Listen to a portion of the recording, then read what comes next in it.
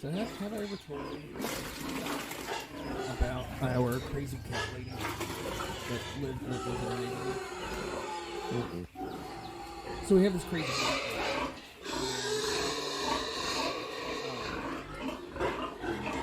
lady. Like one of those ladies that has like 14 cats. Well, she doesn't have them. She has them all over the neighborhood and she feeds them. Oh. And there's an old couple that lives across the street from us, and I've never even seen them come out of their house, with the exception of 2 instances where I think Granny fell, and they had to. Somebody called the ambulance. They had to come take her out. But I've never met them. But this crazy cat lady at 10 a.m. Dude, you can set your watch by it. At 10 a.m., she makes a round through the neighborhood, like putting out cat food. Like all around the neighborhood in different people's yards and shit, feeding the cat. And it's so stupid. And she claims that not only are the cats hers, that she owns the entire neighborhood and everybody rents from her. Wait, rents what? Yeah, everybody. She owns all the homes in the neighborhood, and everybody rents from her, according to her. Never mind the fact that 90% of the houses in my neighborhood are like personally owned. They're not owned by a rental company or a landlord or anything. So she goes around and she puts all this cat food and stuff out, and so there's cats everywhere in my neighborhood, all over the place. And my neighbors, we just got new neighbors. They just bought the house next door to us, and they've been living here maybe 2 or 3 weeks. And I noticed that they have one of the humane traps in their flower bed in front of their house. Yeah. And I've been waiting I haven't seen them the last 2 days. I don't know if they're out of town or what, but I've been waiting for them to come home just so I can be like, hey, I 100% support what you're doing. Like, I support you catching the cats and getting them out of our neighborhood. But you might want to, like, put up a Ring camera or some type of wireless camera or motion detection camera, because this woman would absolutely steal your trap or just let the cat out of the trap. So every time I go outside, I'm just always looking to see if they're home, just to be like, I'm here for the entertainment at this point. Yeah. Still called the level 2. How old is she? She might. I don't know. Have you ever actually seen? Oh yeah. I've almost backed into her 3 or 4 times because when she stops to feed the cats. Well, what was stopping you? I know. In fact, when she parks, she's got this big black beat up Jeep Grand Cherokee, and like when she stops like right in front of our house. And she just like stops in the road and gets out and is like, dumping cat food in these little, containers and stuff. And it's all the time. And every time I try to back out of my driveway, and she's just sitting there in the middle of the road. I'm waiting for the entertainment to happen.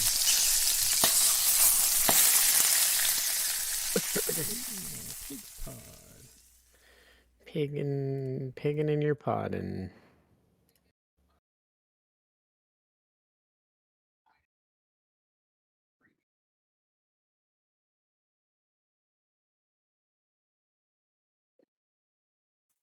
Now recording. hey, Craig is here. Fucking get the fuck out of here, motherfucker. Craig is here. Just turn him down right now. It'll save your settings. Just turn them all the way down to like 10% or something. Yeah, on Discord, just like right click on him and turn his user volume like way down. And it saves that. It doesn't save the webcam popping up every time, but you have to reset that every time. But yeah, you can turn him down. The same with Fred. I have Fred at like 35%.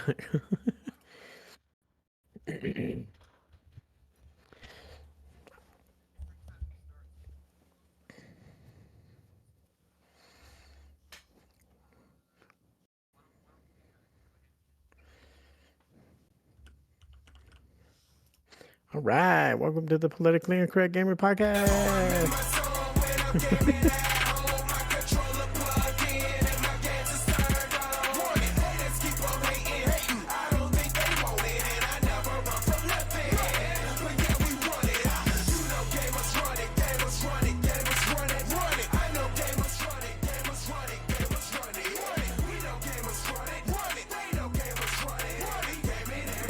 Hey, and we run it. Oh, welcome to the Politically Incorrect Gaming Podcast, episode 96. God damn, we're like almost there to 100. We're getting there. It's good. It's like tomorrow, feels like.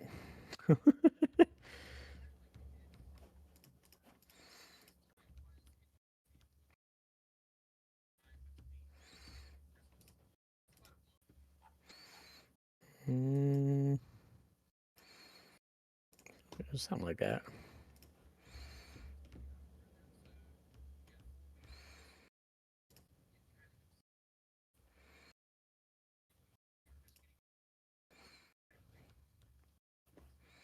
Yeah.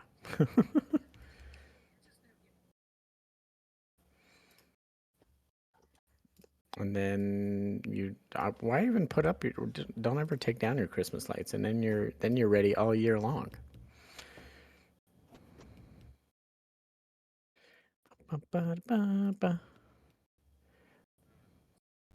Let's see. There we go. So I made a bunch of changes. Ooh, that's way peaked. So I made You're a bunch peaked. of... Well, no, I totally forgot to turn shit. my mic on. So people in the chat didn't get to hear the... Well, I had it turned on the intro, so they heard the intro. But, yeah. So we're 4 weeks away to the 100th episode. It's that silly season between Thanksgiving and Christmas, that 4 weeks where you're just kind of like, man, what are we going to do? You're slacking off at work, because like, man, I'm gonna get like. I'm not whacking off at work. Well, I mean, it is what it is. So you got nothing to do, or you're trying to look busy for the next 4 weeks because you got like 3 or 4 days, maybe a 5-day weekend, depending on how the holidays fall. So it's kind of the way I feel about it. In this like this slog to episode 100, because I've spent all this time thinking about like, man, what are we gonna do for the 100th episode? And then we sit down and like, I didn't even plan anything for today's episode. Like, why should I treat the 100th any different? Well, I feel like though if we're gonna plan any of them, I can't remember. Did we plan them back in the day? I think we did like a little bit, and then we were like, "That's gay. We don't want to do that. That's stupid." I don't think we actually like planned per se, but I think it was like I would text you. The day of the podcast, and be like, "Hey, what do you want to talk about?" And be like, "Okay, let's talk about that." And then I don't think we've ever actually planned a podcast. I don't think so. Like, even when we have guests on, we might plan like 1 or 2 questions, and then that's it, and then we just kind of go from there. Like, I think we learned a long time ago, don't plan because it doesn't work out, and you never talk about the things you were gonna talk about, and it's just a waste of time. So we'll have to have Heather back on for another episode because I fixed her video problem. Oh, and what was wrong with her video? She was running it on the website and not through the app. So she was on the Discord website and not the Discord app.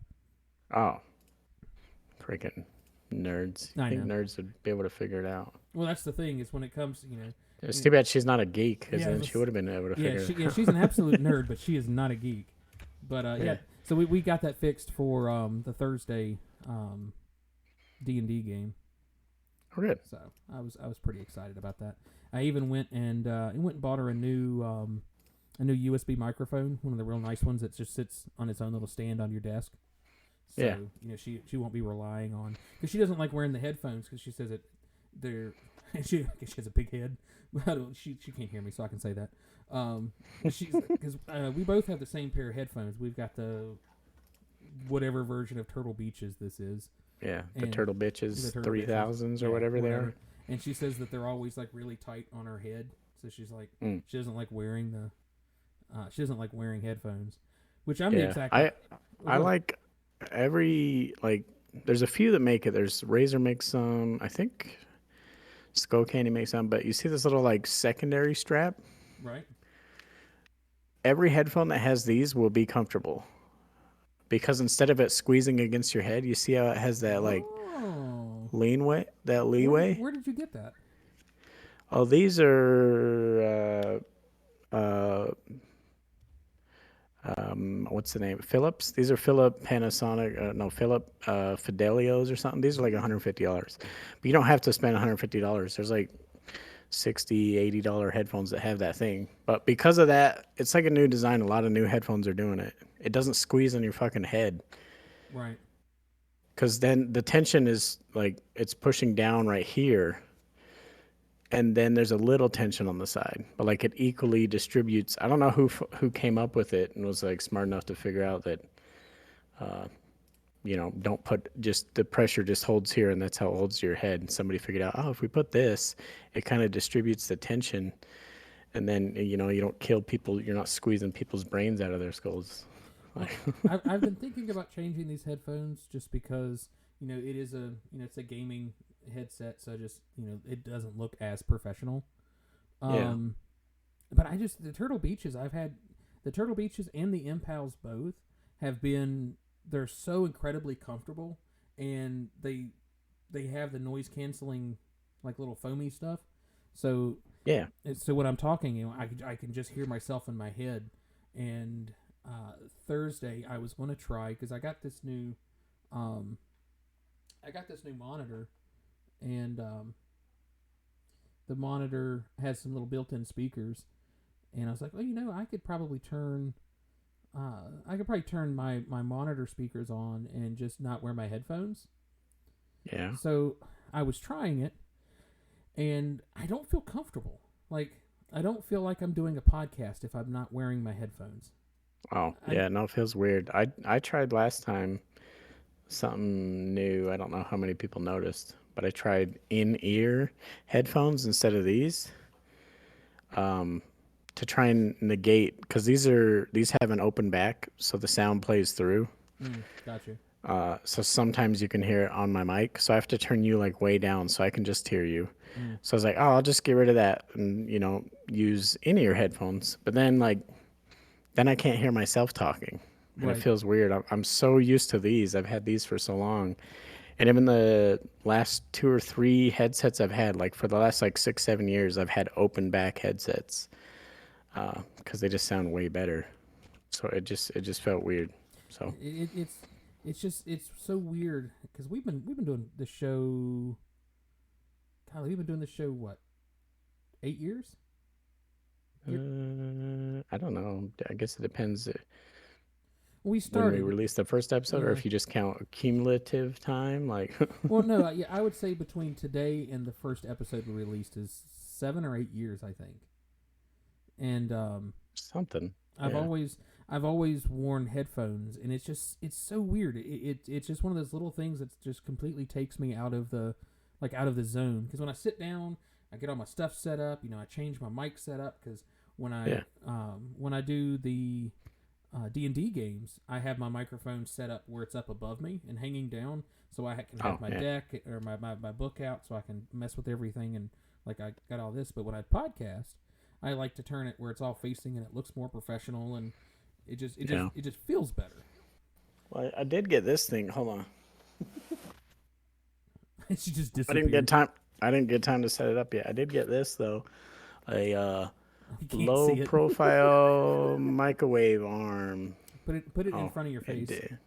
Hold on. Then I'll just disappear. Oh shit. Oh well. I'll take your word for it.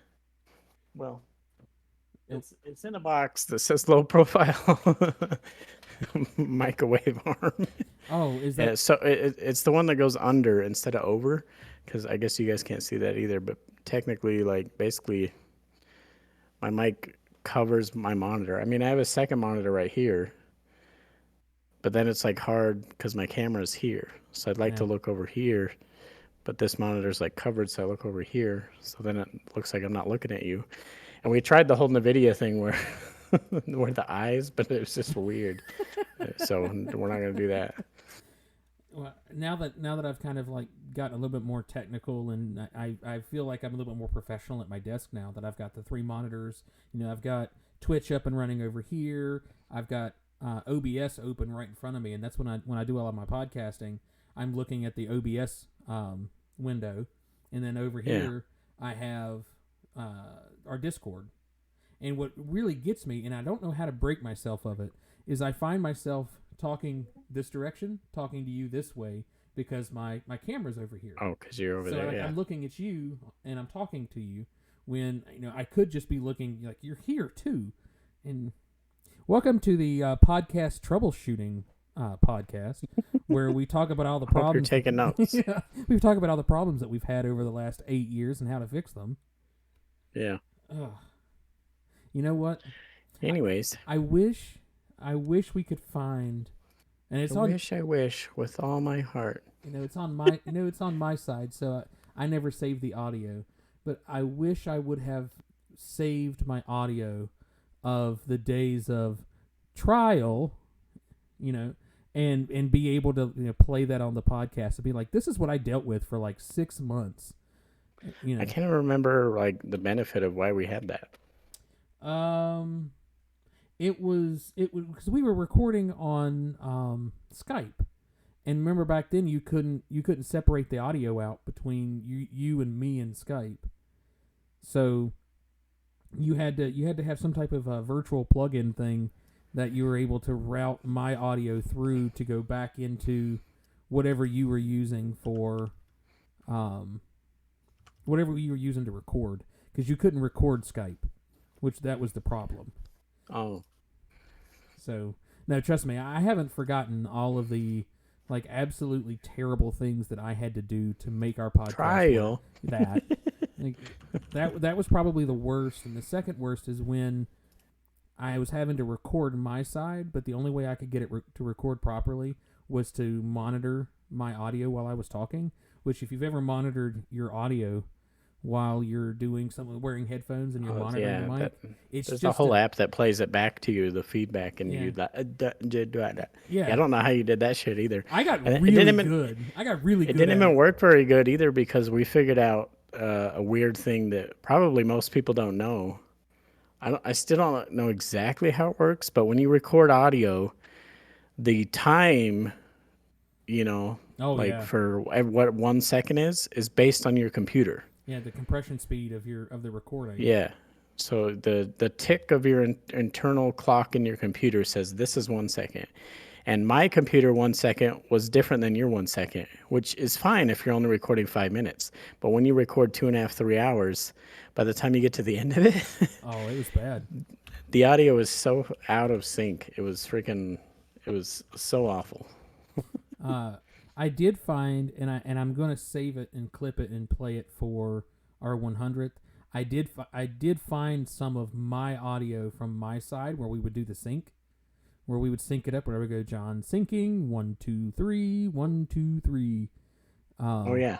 I've got that. I've got some of that audio, so I can I can maybe play like this is what life was like 8 years ago. And the thing with doing podcasting 8 years ago, or even 10 years ago, which is about when I started,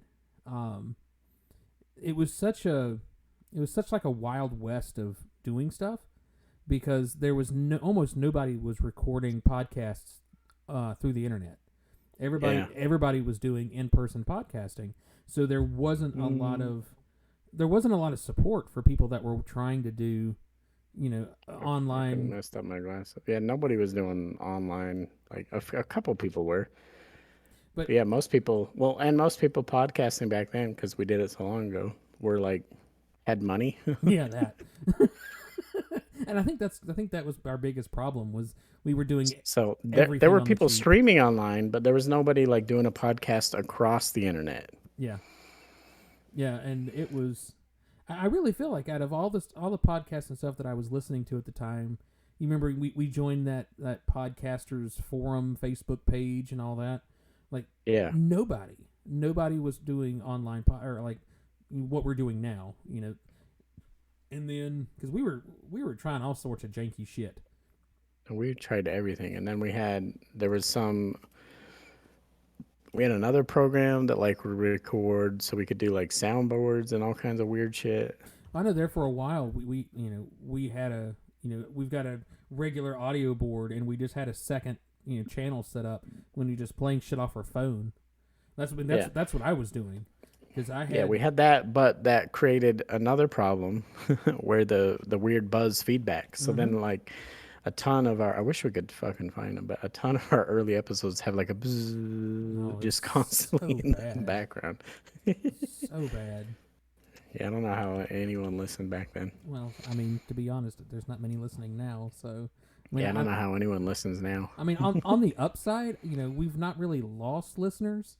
We've never gained them, but we've never really lost them either. So I mean, Yeah, no, we're steady. we've been pretty consistent over the last 10 years. Yeah, if you can say anything, you can say we're consistent. So how was your week? Pretty good. Kind of just busy doing a ton of stuff, but not too bad, Played a bunch of, I don't know. And every time before we start an episode, I go, that's gonna be my cream of the week. And I'll say that to like 2 or 3 different things. And then we start the podcast, and then I forget. And then I'll think of them while we're going, and I go, no, that wasn't it. That wasn't the cream of the week. That's not good enough to be cream of the week. I feel like there's a good probability that our cream of the weeks are going to be the same this week, as they should be. Maybe. As they should be. We'll see when we get there. 'Cause- It's good to have Phil here, though. Mhm. And if you guys will notice in the chat, I've taken mercy on everyone, and I've turned off the stream elements auto posts in the chat, so that people can't it bitch about keeps- that anymore. Yeah. Every 4 or 5 minutes. Well, see, what I did is I had like four things set up in the to pop up or whatever. But I had one set for like every 5 minutes, and then I set another one for like 4 minutes and 28 seconds, and then I set another one for like 5 minutes and 10 seconds. So you were getting a pop up every 15 or 20 seconds, but it seemed like a good idea. I liked it. No, it didn't seem like a good idea. It was to me. I mean, I went through a lot of trouble, typing in that message and hitting 2 buttons to turn it on. Yeah, don't do that again. Yeah. Too much. That's all right. And I was trying to overdo it. That's I remember when they first came up with automated mods back in the day, when early days of Twitch streaming. There was like MooBot was one of them, and there was a bunch, and like I don't know. I mean, I still have, yeah, exactly. I need to promote myself, but I still have Stream Elements running in the background for moderation and. We should have little it for when people subscribe things and stuff. Yeah, no, I have that turned on. So if somebody, as long as it's just not crazy, then it's fine.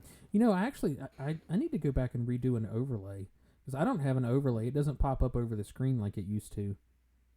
I'm not streaming as much as I had been here lately because I didn't want to get canceled by streaming the game that I've been playing all the time. So Yeah. Did you see they took that website down, or did you even see the website? They took it down pretty fast. Do you have an annual subscription rate for OnlyFans? To subscribe annually? I don't think you can. All you can subscribe for 12 months, but you don't get a price break, and that's not a me thing. That's a Twitch thing. I don't know. I'm always impressed when somebody pays for 1 month. The idea of paying for 12 is so fucking foreign. Yeah, I don't know if you get discounts when you're not until you're important to Twitch. They don't care about us. Yeah. They don't even know that we stream. We can say whatever we want. We'll be fine. I've thought about that. It's like it doesn't matter. I looked You up. can't play music though because that's automatic. That's so detected weird. by. I went on and was like going through all the Twitch terms and services a few months ago, and I was looking at can I drink on Twitch? Is that okay? So I was like, can you drink alcohol on Twitch? I was Googling, and it said that No. no, actually, it says that you can. You can drink, and you can even smoke pot on Twitch, so long as the state that you are smoking it is legal in your state. And I'm like, there is no way anybody's going to check that. So, but yeah, Twitch has some really weird stuff, especially when you're not, when you're just what are we? Is an affiliate? Nobody. Yeah. Oh yeah, that's it. Is it the affiliate? Is that what we are? There's a word for it. Yeah, because it's partner. That's the other one. Yeah, so you're an affiliate first, and then you become a partner. Well, see, Snoop does stream on Twitch, and I know he smokes, but I'm like, who's gonna tell Snoop he can't smoke dope on his fucking Twitch stream? Like, Well, that's when you get to the level where they don't care what you do. yeah, You get a slight slap on the wrist, and that's it. yeah, pretty much. But then us, we'd be banned forever, and we'd have to completely find a whole different platform.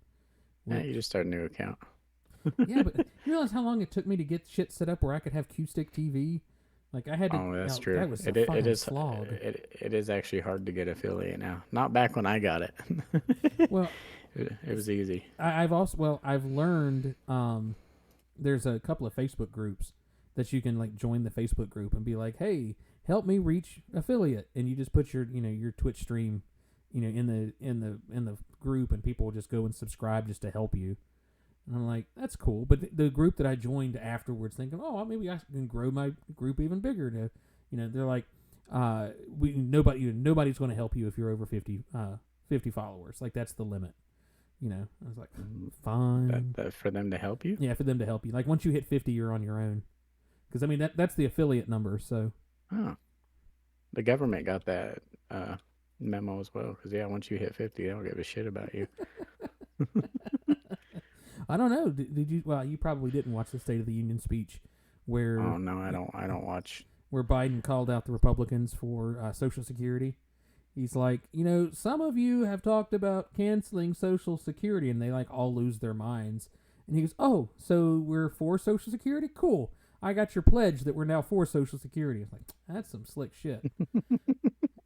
That's hated. That's like that Key and Peele skit where Jordan is playing Obama, and he comes in the room and he's like, all right, what we're going to do is build a wall to keep all the immigrants out. And everyone in the room's like, no, we disagree.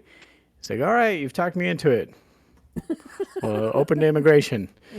Next thing. And all the Republicans in the room are like, oh, what the fuck is going on? They're so confused.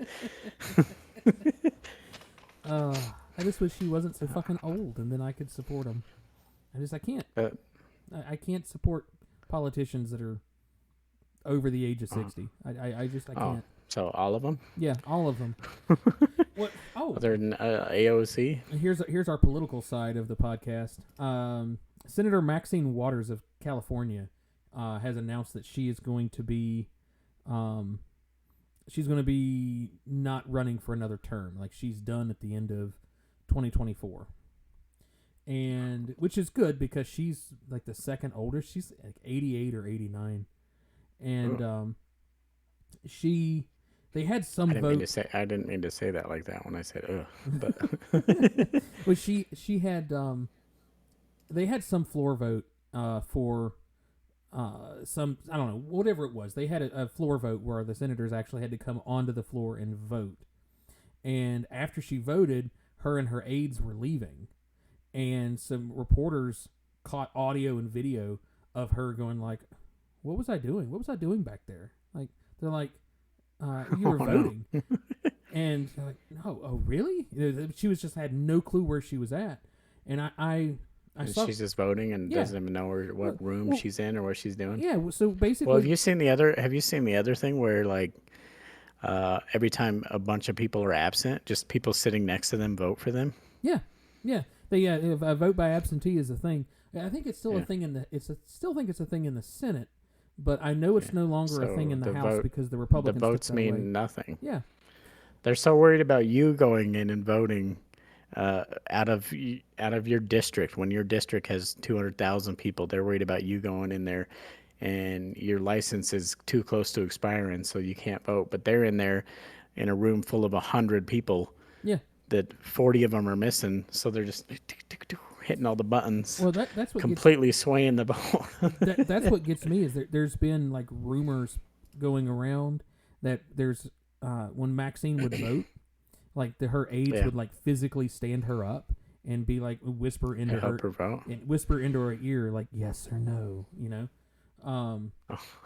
But see, there was another thing I was going to say. I think it was last year or 2 years ago. I don't remember. It was either last year or 2 years ago. There was a pharmacist was doing an interview for some group or something, and he's like, I can't say who, because what I can tell you is I've filled subscriptions for it was like 3 or 4 politicians, like federal politicians, senators and congressmen that are the drugs are for Alzheimer's medication. Like they have Alzheimer's and they're still they're getting medication. He goes, of course because of HIPAA I can't say who, but I can say there are senators and there are congressmen that have dementia, Alzheimer's, and they're still Well, voting. what was that? What was that thing the other day? I don't know where it was. If it was a council meeting or a school, I don't know what it was. But the guy that got up there and said, "Can you guess if this is the NFL or the NBA?" and like lists off all these drug charges and sexual assault charges and domestic abuse and like all this shit. And like different people vote in NBA and NFL or whatever. And he's like, no, that's our United States Congress, actually. It's like, what a joke. Yeah, and they don't even do their job exactly, Rabble. And what's the base pay, like $400,000 or something, or $100,000? I don't know. Oh, way too much it's for way what up there. when they do nothing. Yeah. Let's see. They don't do anything. They're not. Starting They're- pay of a senator. Yeah, too much. That's what it is. The average salary for a senator is $174,000. $174,000. That's the average? That's the average. Yeah, that should be the absolute top if you've been there for 47 years. But no, even then, that's too much. No, I've said if what I think they should do is I think they should tie their salary to Social Security. Yeah. And be like, this is what we're paying our citizens to survive on. This is what we're going to pay you. And then you're never going to have to worry about them cutting Social Security. You see these old folks living high on the hog because they just keep jacking this shit up because they want to pay themselves. But Yeah. yeah, and they get it when they retire. Yeah, they do. They get it when they retire, and they get a base Secret Service. If they're like a high profile politician, they usually get a little bit more in the Secret Service. But if you're I don't know, if you're that dude from Texas that was when he was voting for Hakeem Jeffries, he would walk up and be like, "I'm voting because of the oppression of the African Americans." I don't know who the fuck he was. He he probably will only have like one or two Secret Service members. But then people like AOC and stuff like that, she's got security out the ass. Oh yeah. Yeah, that's also a good idea too, is making it the median salary, which the median salary is crazy. Median salary is like $32,000, $30,000. Yeah. So I mean, Well, it's been said 1,000 times by everyone that has half a brain, but make them, be on the average salary of their region, and see how fast shit changes. Honestly, I wouldn't have I don't want to say it like this, but I would have less of a problem of them getting, 100,000, 150,000, just so long as they're on whatever government insurance they get is Social Security. Yeah. Like that's it. They get Medicaid or Medicare, excuse me. They just put them on Medicare. The exact same thing that the other government people, like that's what they should be on. Yeah. So I like the other one too. I actually like it even more. The guy, it was on TikTok. The guy that was saying how all these billionaires are like, "Oh, pick yourself up by your bootstraps" and this and that. By the way, that saying, I learned this from TikTok too. I'm not on TikTok very often, by the way. bullshit. The whole origin of that saying, "Pick yourself up by your bootstraps," it's ironic that they use that because the original saying was because that's physically impossible.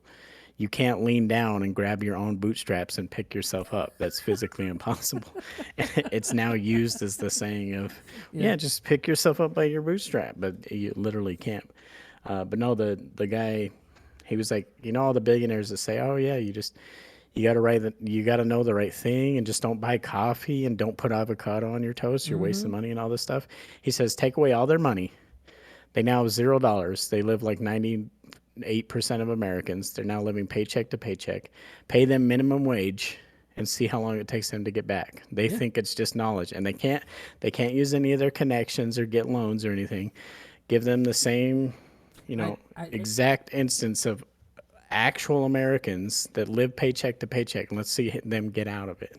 I do like from time to time I'll watch that show Undercover Boss, where like the CEO of the company will dress up as a a brand new employee at one of the locations, and they are just a new hire and they just kind of operate within that facility. And And he's got a really bad fucking disguise. You can clearly Yeah. tell.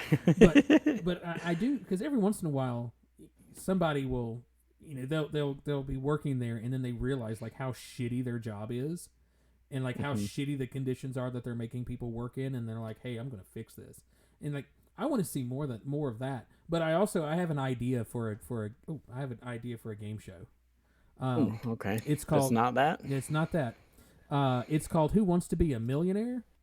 But we I think that's been a show. I hate to break the news to you. I'm pretty sure. But, hang on. But Who Wants to Be a Millionaire? But they bring on billionaires, and every time you miss a question, you lose money. Oh.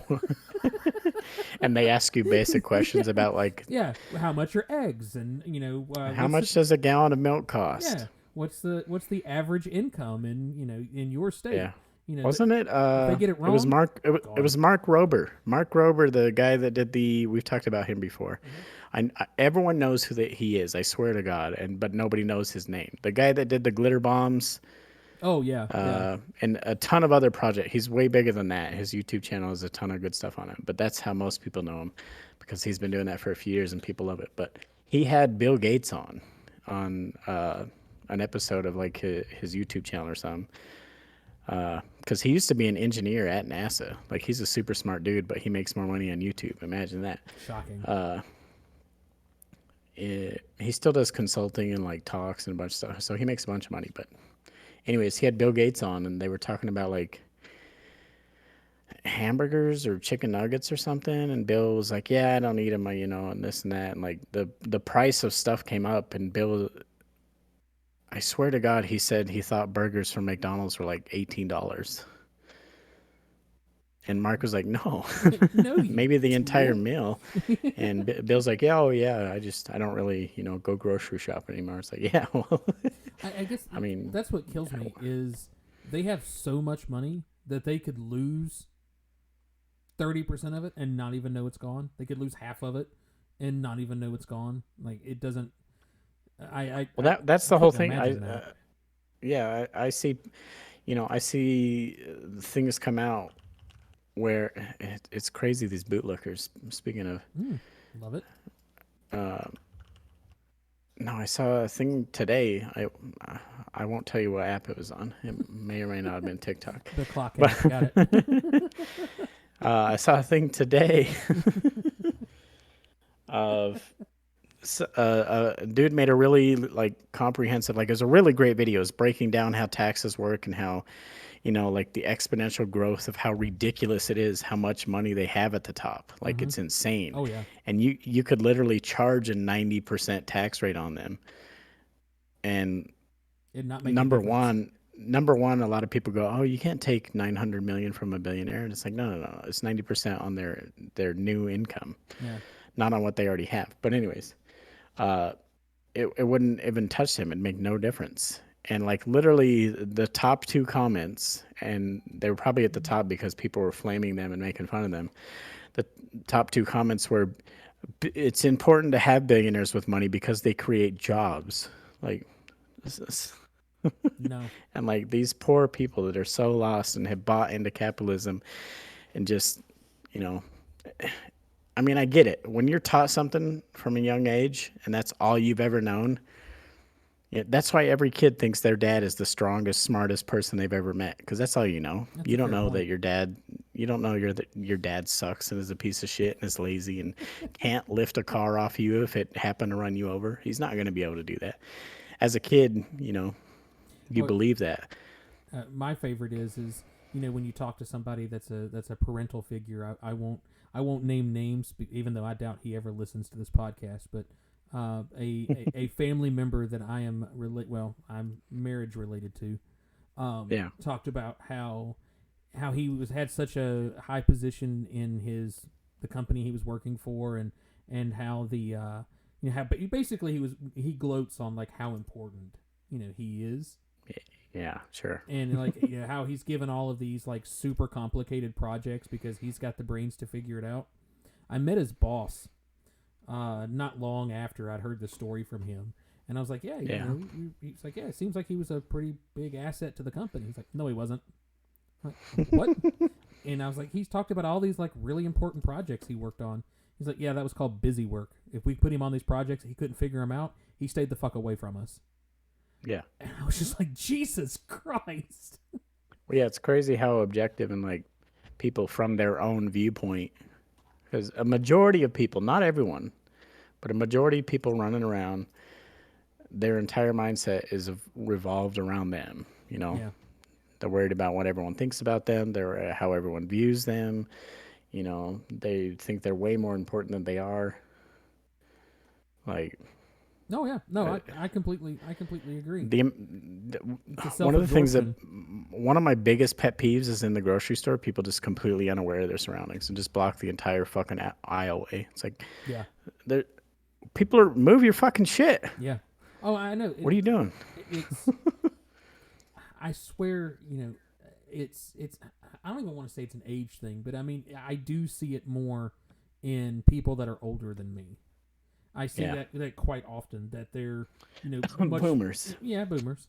That Huh? it's so much more common, and it's so weird because, Well, then they hate on you. That's the Yeah. craziest part. Well, They're so lost. Well, I think one of the things that really, like, my number one pet peeve between the battle between boomers and millennials is the boomers love to call the millennials the participation trophy generation. I'm like, okay, that's true. My generation did get a lot of participation trophies. But here's the thing. I'm 5 years old playing T-ball.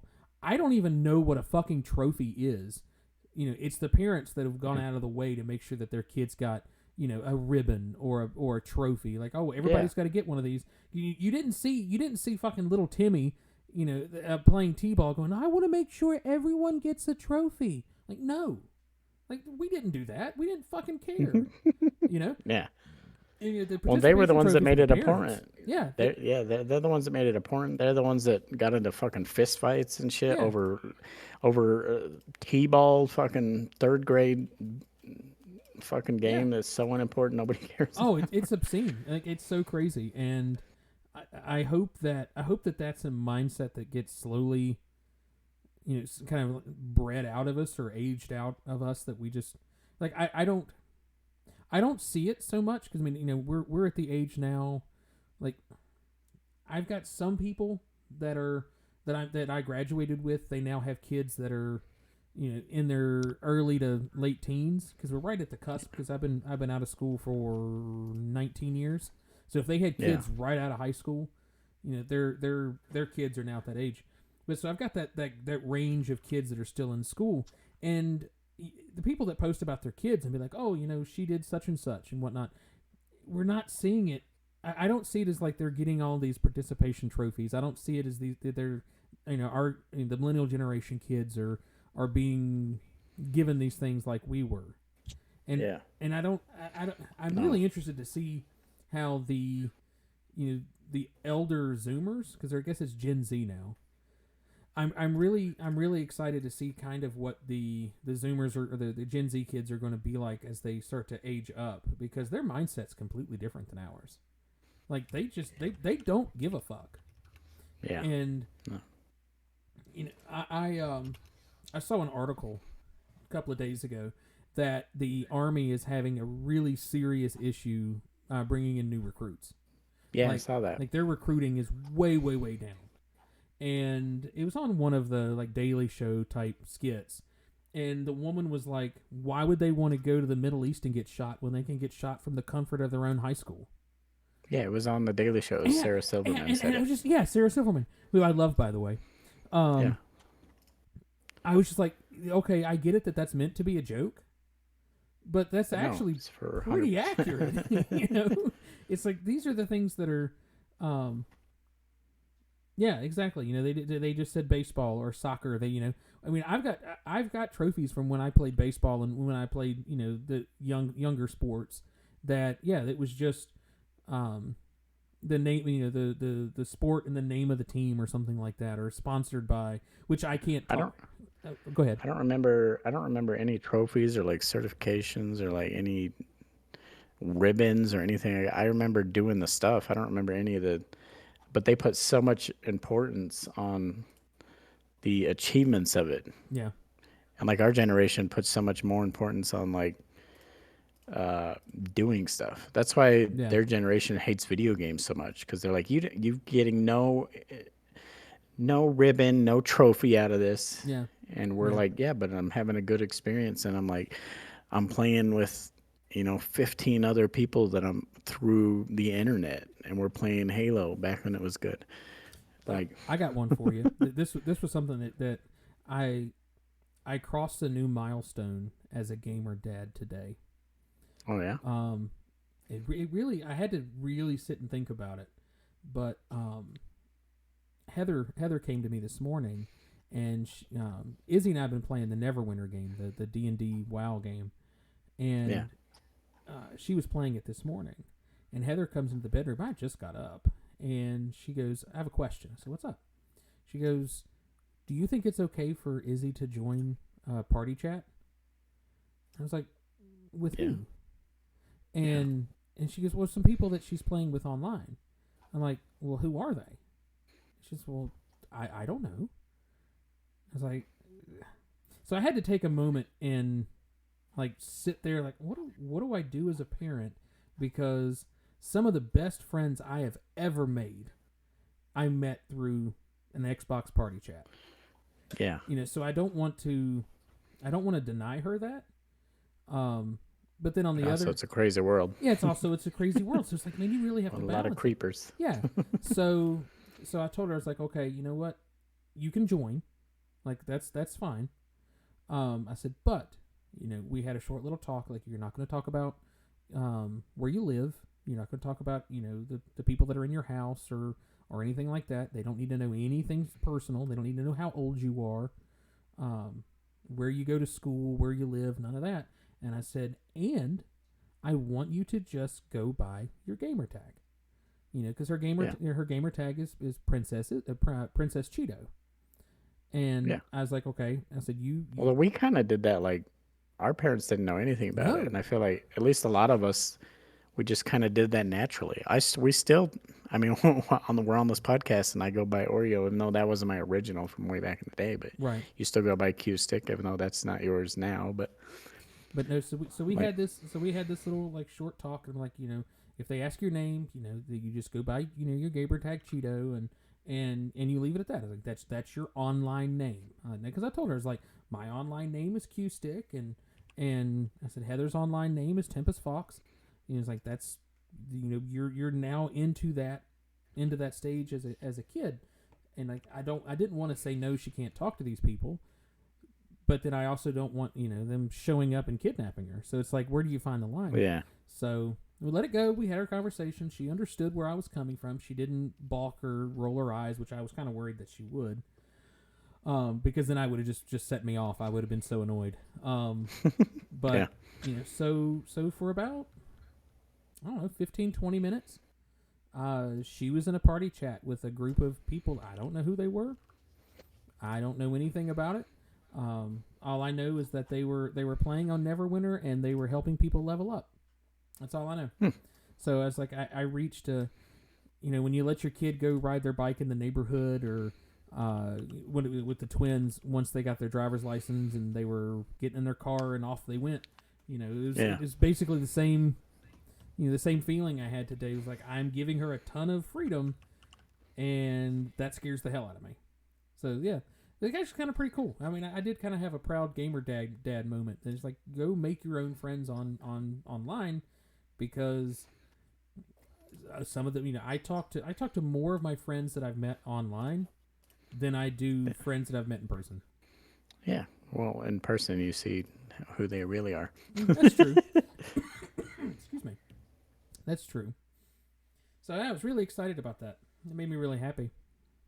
And and she's also terrified. growing up. And Yeah. she's growing up. So Yeah. It's also weird that like they're not as iffy about technology and like phishing and stuff. The same as the old people aren't either. They're just so trusting of everyone because we grew up in the time where all that stuff was invented. Of going from being able to just go on Google and type something in and search something up to people emailing you, I'm a Nigerian prince, give me your bank info. We grew up and saw the origin of like all that shit and like ripping people off. And like we're like, "Pfft, yeah, we're like, I don't know about you, but when I get phishing emails, I'm like, "Pfft, you didn't even try. How do people fall for this? Like, well, yeah." And then I see uh, messages come through Xbox all the time to my son, and I'm like, that they're clearly like a bot. That's not a person. Yeah. He's like, oh, and like I have to make sure that he understands that like, well, I mean, yeah. I use this word and it always upsets people when I use it, and I always kind of put an asterisk next to it. It's ignorance. They do not know. Ignorance is a lack of knowledge. Yeah. They don't know any better. They, like you said, you're right. We grew up with it. We watched this stuff kind of bloom and become what it is today. But the next generation, their video gaming or technology has been so ingrained in their existence. I didn't get a cell phone until I was 19 or 20. Hell, my first job that I worked, I carried a fucking beeper. It's like so I can I'm a part of that generation. So yeah. Well, yeah, we grew up with it back when the cell phone was just a thing you played Snake on, and then it became a whole thing where like, it was just a tool. Like the first phone that I had was just, I don't even think I had a texting plan. It was literally just for making phone calls. And of course it was one of those things where, okay, call me back after 7 when I have free minutes. yeah. But yeah, it was. I remember that part.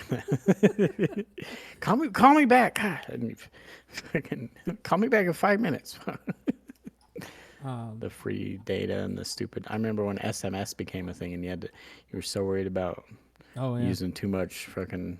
Oh yeah. You paid by the character. Yeah, and that's something I've noticed with Heather's job. I won't go into detail about that too much, but with her job, with it being a pseudo government job, I guess, kind of whatever. She gets phishing stuff sent to her email all the time. Yeah. I mean, in blatant. I mean, not even like the subject is misspelled. I mean, it's obvious that it's not right. And then from Amasclom.com. Yeah. And you're like, you guys didn't even try. I've seen a handful of good ones that I'm like, oh dang, you're pretty good. You almost got me, except why would I didn't buy anything. Yeah. So but she tells me like all the time, like her people in her office and in her department that are, boomer age or higher, they get fucked by it all the time. Like when she gets it, they have a text channel that where she just texts everybody. It's like, hey, this is phishing. Do not click on this. And then you always hear like one of the people be like, too late. Oh, I did. I thought I had to reset my password. Yeah, and it's just so wild. Like I cannot believe you fell for that. But then it's such a big difference in age. And just normally it's also a big difference in just IQ and also awareness and just paying attention. I mean, that's another problem that I've noticed with the people that she works with. A lot of them are very well educated and have a pretty significant amount of money. Their understanding of what it's like to live paycheck to paycheck is just a foreign concept to them. Yeah, they have no idea. They think a burger from McDonald's is $18. Yeah. Well, yeah. I mean, we they have like office and department dinner functions and stuff like that, and we go and you can look around the room and tell the people that actually have a fair amount of money and those that don't. And they're like, oh, we're gonna go out of town for 2 weeks, so just letting you know. And I was sitting there, I couldn't imagine. I've never taken a 2-week vacation in my entire life. I think the most I've taken off is like Might have been 7 days, but that was because 3 of them were like holiday. It's like a Saturday, Sunday, Monday. So I took like Tuesday and Wednesday off. So I have like a 5-day week or something. I've never taken Yeah. I've never taken a 2-week vacation, so I don't understand what that's like. Yeah, it's a weird. It's gonna be weird to see when the next generation grows up because they're all still so young. Yeah. Everything is still kind of our generation, but it's gonna be weird when they grow up and because now the other big thing that I've heard so many people fall victim to, thousands and thousands of dollars, is the AI bot where they feed it a bunch of voice lines of you.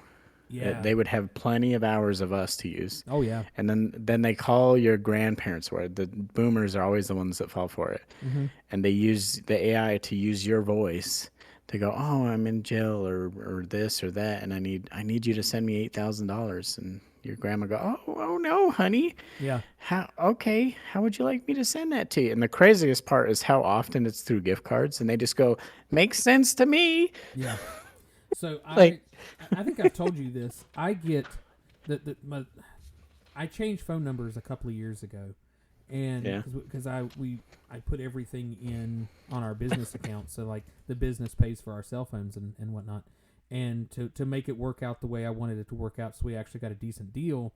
I had to change phone numbers, which I didn't think it was that big of a deal at first. I was like, I'll send out a text to some people, and that was that. Whoever had my cell phone number before I got it, Yeah. I think she signed up for every scam on the internet. and I'm not even, this isn't even hyperbole. I can look. I downloaded an app that I'm now paying for, or the business is now paying for until I get around to going to T-Mobile and changing my number. That if it's a voice over IP phone call, it just basically filters it out, and it sends you to like an assistant. But get this, I'll tell you, to give you an example. In the last 7 days, I've had 115 phone calls that this app has blocked that has been scammers, and they're the traditional, like, old school scammers. Yeah, I have seen. That's where I was kind of going with You this. mean Kit Boga? Yeah, it's those type of scammers. They'll call you up and they'll say, we're from the Medicare department, and have you received your new Medicare card yet? And so the obvious answer is like, well, no, I don't have it. Oh, okay. Well, let's go ahead and check and see if it's shipped out yet. So go ahead and get your card out and read me those numbers. Yeah. The craziest part is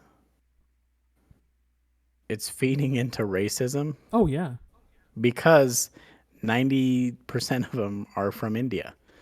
Because Yeah. the business Everyone. people will literally set up a call center over there, and they'll hire these people. And whether they know or not, once they start working, once they're there, they fucking know. But whether or not when they first got the job, they might not have known what they're actually doing. Come work at the call center. But yeah, I have See, gotten a few of them. it's hard for you because you run a business. For me, I just have a setting on my phone. If you're not in my contacts, you cannot call me. Yeah, It'll just say that the phone number is disconnected. It's a lot harder when you run a business. You kind of have to answer, unknown numbers. Whereas like most our generation just don't know that number. Fucking yeah. Well, that's the way I was until I tied my personal number to the business. yeah. Now you have to answer them because you never know. I was a part of that running joke. Because, like, remember we spent all of our money when we were young millennials on ringtones and recording shit to play as our ringtone, and now it's like my phone's been on vibrate for 7 years. Yeah. Oh yeah. I heard a joke about that the other day. This back in the day, you're like, I need a callback tune. You remember the callback tune? Oh too? yeah. As a Where, matter of fact, where I believe, somebody else would hear music when they call you. I don't know if he still has it or not, but I know if you call Filk, you Yeah. listen to some Jimmy Buffett. So Oh, you know what mine? So was, old school. and when my wife first met me, her first experience with me. Okay, funny story. So my friend, his girlfriend, we were trying to prank her. So me and another buddy were calling her from our phones. And so she had her friend, who was my wife, she had her friend call and be like, yo, who's this number? Call them and find out who they are. So my wife called me. This is her first experience with me, right? And I had as my callback, my ringback is what it was called. I had as my ringback tone the Soldier Boy song, which goes, yeah, trick, yeah.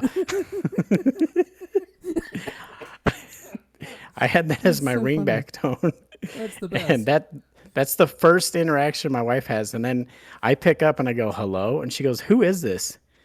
I'm like, this is Cameron. What do you mean? Well, you've been bugging my friend, and that's not cool. And I was like, all right. What do you want? She's like, just stop bugging her. And then she like hung up, really annoyed, did not like me at all, didn't like my ring back. But then my buddy, who it was his girlfriend's friend, and I'm his friend, he's like, oh, you should meet her though. And then we met, and then it rest goes is from there. history. But yeah, That's so that's funny. that's her very first interaction with me is calling and hearing a ringback tone go, yeah, trick, yeah. Oh, that's good shit right there. I like Yeah, that. I totally forgot about the ringback. I totally forgot. That's her first ever. I don't know how I secured the bag when that's your introduction. Yeah, trick. Yeah. But I mean, I get these phone calls, and I mean, there's been a couple of them because I'll answer them sometime, and I'll answer it, and they'll start their little speech and whatnot, and I'll be like, bro, Yeah. just stop. Like I know what you're doing. Like I know what you're doing. And then every once in a while, I mean, I'll just be like, look, I was like, how would you like this if somebody was calling and trying to scam money out of your grandmother? I was like, I know she's on a fixed income. Like, you're gonna take all her food away?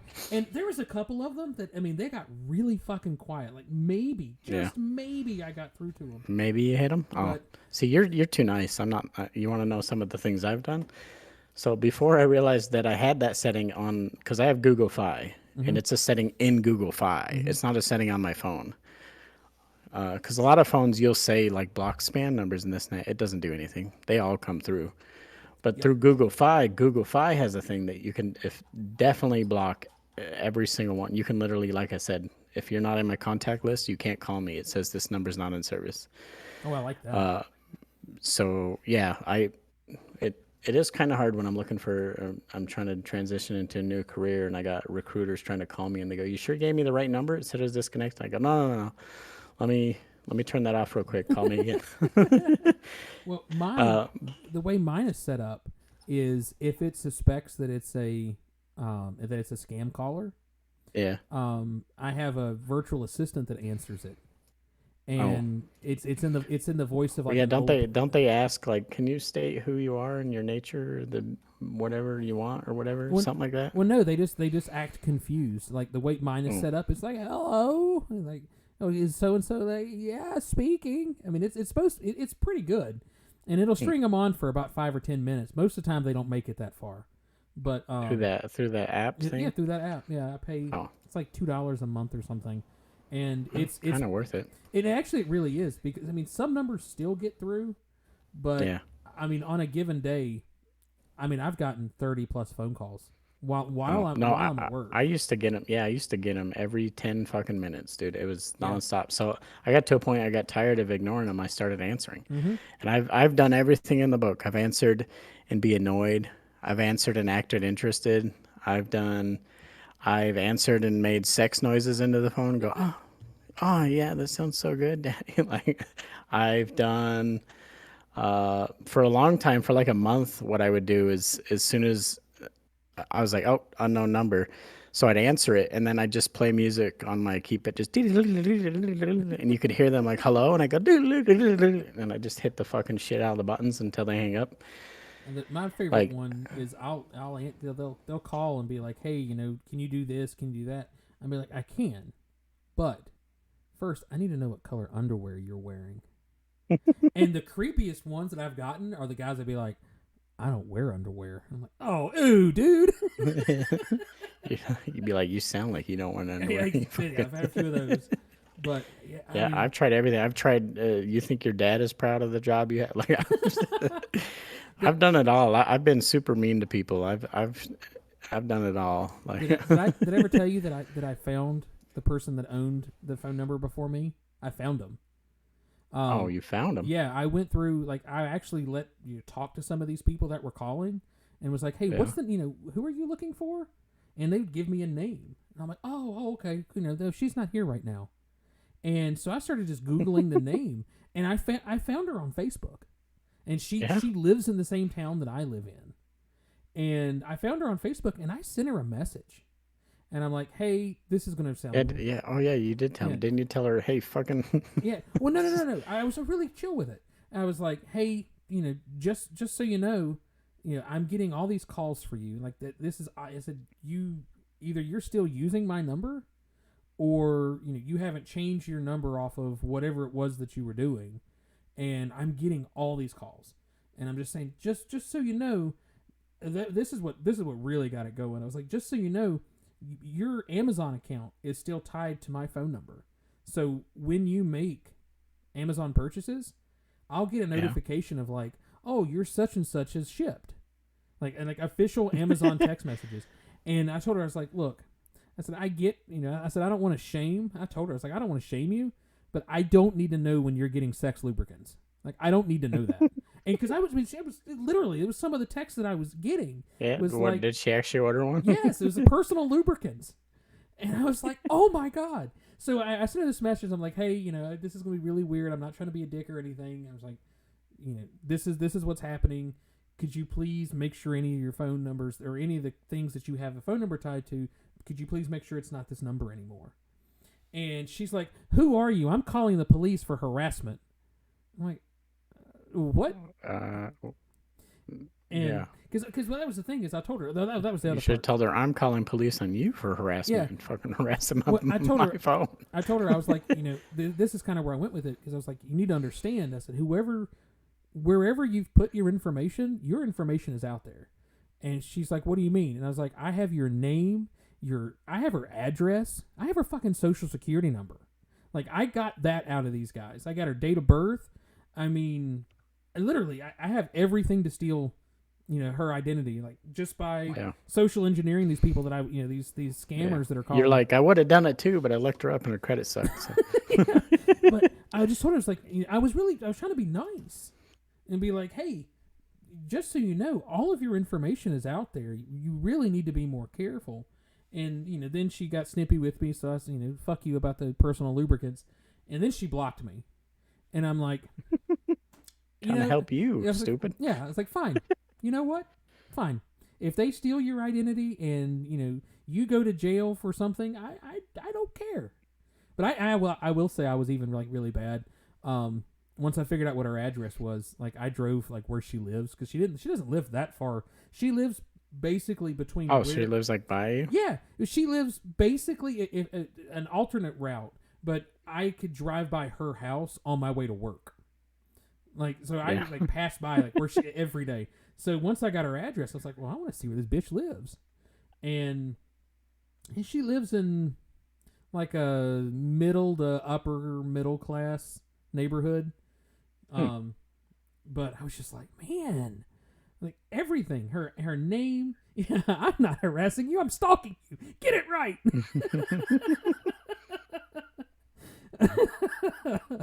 But yeah, I totally was like, now that I know this, I mean, and this has gone on for a couple of years now, and I was really like thinking about, should I send her a letter? Should I, because I mean, I don't want to see anybody get fucked. And now I have done that. I have canceled orders. I have gone back and canceled stuff. I get phone calls like the Amazon confirmation stuff. I was like, no, she didn't order that. But then we also get have you ever gotten the Amazon scam? Because that's the one that gets me. Is that maybe? Like what? I do still get Amazon texts. So what the scam starts out is it's an automated message that says the iPad 7 purchase you have made is pending. $999 will be subtracted from your account. If you confirm this, or if you didn't make this purchase, call respond to this number and and they'll deal with it. So the scam works is you call the number back and be like, hey, I got a message saying that there's a $1,000 purchase coming out of my bank account that I didn't authorize that. And Yeah. they're like, "Oh, okay. Well, let me have your bank number. Let me have your, your credit card number, so we can go ahead and get that taken care of for you." And that's Yeah, and then you go, yeah. no. yeah, that's the scam. My favorite thing to do is when they call me, be like, they're getting ready to make this purchase. I'm like, yeah, I authorize that. Yeah, go ahead. Yeah, go for it. Spend the money. That's fine. Because it really fucking confuses them. But no, I just, but I Yeah, do. I I don't know. get. Kip Boga is the master of fucking. Oh, I with them, love though. I've learned so much, like the way the scammers operate and whatnot. Just from by him. by watching, because I get those same ones, the ones that like the virus phishing stuff and all that. I get Yeah. them. I get them all the time, and sometimes if I'm feeling froggy, I'll humor them and act confused because I know enough about the questions that they're asking that I know what the answers are supposed to be. So I try to string Yeah. them along, be like, "Oh, we need you to get on your computer." "Oh, okay, well, give me I need to go upstairs, and I'll spend like 3 or 4 minutes trying to walk up some stairs, and Oh, my leg! yeah. My leg! Yeah. Well, that's the other thing too. If you really want to sell that you're an old person, if you ask an old person how they're doing, it's the old person's responsibility to tell you about all their ailments. So when they're like, "Oh, how you doing today?" "Oh, well, I hurt my back 2 weeks ago, and I went to the doctor, and he just drag it on, but it's really bad. I really need to change my number because it's getting out of control, and it's interrupting my And- work, and that's the big thing. Yeah, I was just thinking you kind of have to keep your work number the same. I guess you don't, but it's such a big hassle. It's a huge hassle. That's the reason why I haven't done it. Is Yeah. I have a couple of customers that Yeah, they're gonna know your number. They probably have it fucking memorized. oh yeah, well they have it saved in their phone, and Yeah. I've got like 3 or 4 customers that I deal with. I deal with them once or twice a year, and it's through text messages. And that's it. Like I've got one dude, and he's awesome. He's like the most technologically advanced boomer that I deal with, and leading up to when it's time to do any work for him, he just shoots me a text and be like, "Hey man, what time you coming?" And I was like, "Hey, we're coming on this day at this date, this time." And he's like, "All right, cool, see you then." And that's it. That's the extent of our conversation, but it's done through text. So I would have to reach out to people like him and be like, "Hey, I've changed my number," and stuff like that. So I don't want to create extra work on my customers. Yeah. It's like, well, I could change his number, or I could just call this person. I've already got his number. So I've been kind of just dealing with it, which annoys me, but I've just been dealing with it. So that's the reason why I'm like paying for the $2 app, and I go from my phone ringing 30 times a day to maybe 3 or 4 times that a call will get through. But it is what it you is. Yeah, it's hard when you run a business. Not much you can do. You're just gonna have to deal with it. Oh, it's so annoying. So annoying. And what gets me now is like we don't even get a lot of spam calls and stuff on our work line. We used to get a bunch of telemarketers and whatnot on the work line, and it's shriveled up to almost nothing. We don't even get a lot of like cold call phone calls anymore, just calling for business. Friday, I think Friday, I got a phone call from a guy, and he goes, "Hey, my name's, I don't know, Daryl or whatever his name was," and he's like, "Can I speak to your shipping receiving department?" I'm like, speaking. Yeah. And he goes, "Oh, okay." He goes, "Well, who handles your freight?" I'm like, "Me." And he goes, "What do you mean?" I'm like, "Oh, when it comes in, I'm the one, I handle the freight." He goes, "Oh, no. Well, do you have a freight carrier that does your shipping?" And I was like, Yeah, me. "Yeah." I was like, "Man." I told him, I was like, "No." I was like, "We don't. That's something that we don't do. We don't really ship anything via truck trailer type deal." I was like, if we send something, if we ship something, it might be 1 box a month through UPS or the mail service, and that's kind of it." And he goes, "Oh, okay." He goes, "Well, can I get your name so I can put you down? Is that I contact?" I was like, "Yeah, that's fine. Here's my name. here's the company name and all that. But that was like the first actual cold call that I had gotten on the business A line long time. in months. It's something that's going away. Like I think people stop because nobody answers, and everyone Yeah. it's coming around to everyone assumes, even if they do answer, they assume immediately that it's probably scam. But what do you want? But that's one of the things that's really, really changed in just in I guess business as a whole. But one of the things that's really changed in my industry is when I first started doing this in the early 2000s. I could walk up to it. I could go to a business and walk in their front door and say, "Hey, my name's John. I work for this company. We take care of fire protection and we service fire. We do fire protection. Here's my business card." And my spiel was like, "Hey, I'm not sure who you're using for your fire extinguishers, your exit lights, and your first aid, but if you're willing to give us a try, I'll do your first year inspection. I'll do it for free." Yeah. And that was Not a bad deal. yeah. And I was like, now if you have any service work that needs to be done, I'll give you a discounted price on our service work, but I will do your, if it's just a regular basic inspection, I'll do it for you for free. And that was, and it was pretty successful, but you can't do that now. Like you just can't No. walk into businesses now. I mean, first off, most of them already have the no solicitation, but on the other hand, thanks to 9/11 or these mass shootings and stuff, the security just to walk into a business today, not the Walmarts and the stuff like that, but just your generic office building. To go in and you can't do that anymore. Like you just can't roll up and be like, "Hey man, I'm coming in to sell you some shit." It's not a thing, and it's really changed. It's changed a lot in the way that I have to do business. And to generate customers in my business because I can't do these things anymore. And then on top of it, my job is very blue collar. So, there's not much, I can't really do a Twitter campaign for the job that I do. Yeah. I can't make TikToks for my job. That'd be, well, you could, but Nobody would watch them. it Well, they would watch wouldn't them, get you more. Yeah. Yeah, it wouldn't get you more customers. Yeah, I can't reach the customer base doing those things. So, yeah, it's really weird. My industry is still catching up to the 21st century. So even though I've known a lot of businesses that are like, "Oh, well, you just need to go out and knock on doors." Like, you can't do that. Well, I used to. Yeah, in the fucking 70s. You totally could back then. But yeah, the industry's changed. Welcome to the Fire Protection Podcast. Well, we cover everything here Exactly. on the Pigs Pod podcast. Yeah, we got like super politically incorrect last week. That was one of the most fun sessions or podcasts that I'd done on the show. That was a lot of fun.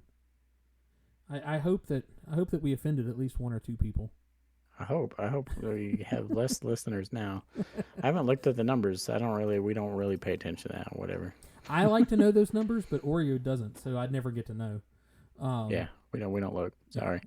I love, like, I'm a stickler for those things. I love to see, number growth and all that. Even though, like, we're losing viewers, you better change the way you do things. Fuck that. I'm gonna keep doing what I'm doing. I just want to know where we're at. But yeah, that was a lot of fun. I look every now and then, but I don't think I ever tell you. That's because Rebel. That's because you kind of like it, though. You're into that. That's like kink shaming. So I get it. It's a thing. But so do you want to move on? Let's see how long we been on? Almost an hour. I don't know. Yeah. You wanna kick over to some cream of the week? You wanna, because we didn't really have a topic, so we're just kind of been bouncing back and forth today. I know. Yeah, we've been kind of all over the place.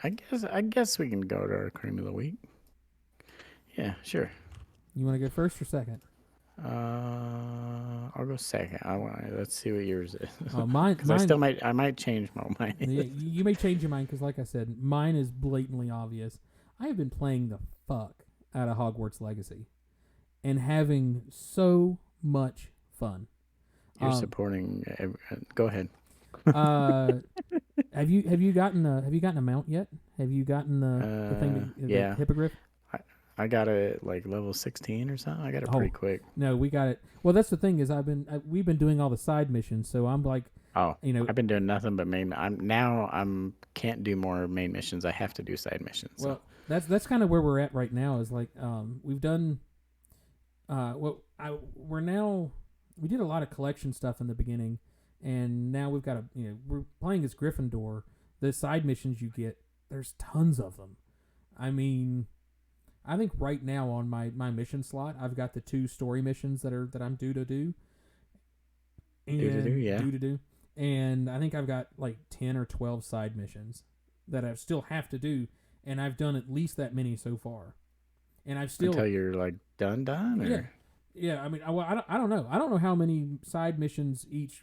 I know that the Hogwarts or the Gryffindor house has the most side missions out of all 4 houses, but I don't know how. I don't know. I keep hearing different things. I see one thing that says, oh, they're all the same. There's only like one mission different between the houses. Other than that, it's 99% the same. And then I see another thing that says, oh no, this one has 10 more missions than the other one. I'm like, well, which is it? I don't. Well, I've heard that Gryffindor has the most, and Ravenclaw has the least. And That's what I thought from the beginning. And Hufflepuff has the coolest because you get to go to Azkaban. Yeah. A spoiler. I think that's pretty well known now. But we've been I'm not that far along in the main story. I think we're just now doing level 16 missions. We just got the Hippogriff last night. Oh, so yeah. As a matter of fact, what level are you guys? 24, I think. Oh, and we're okay. doing So level 16 missions. That's why I wondered. You said level 16, and I was like, wait a minute. I just hit level 20. I don't have any of the only dark curse I have though is the what is it, Crucio? Yeah, Crucio's the first one. Yeah, you get Crucio first, and then you get I don't remember what the second one is. And then from what I understand, you get Crucio sometime around like 18 to 20. You get Crucio sometime around 18 to 20, and then like two levels later, or 2 story levels later, you can get access to doing whatever the second curse is, and then you don't get Avada Kedavra until like level 29 or 30. Like there's a huge gap before you get access to Avada Kedavra. That's all I want. I know. Well, that's the problem. Is like Heather is forcing me to like play it as like uptight Hufflepuff or uptight Gryffindor. So you don't even care when you get it. Well, I know I care because I want to fucking do it. Like I'm gonna do it when she ain't looking. But no, you can't. But I will say like because she and I've been playing together. Like I'll play through the missions because she doesn't like doing the missions. And then she loves going around and doing the collection stuff, like finding the floating books, and we just got. I don't want to do that. She loves doing stuff like that. And when we got started doing potions, and they're like, "Oh, you need to go out and collect these things." I'm like, I pull up our inventory. We've got like 300.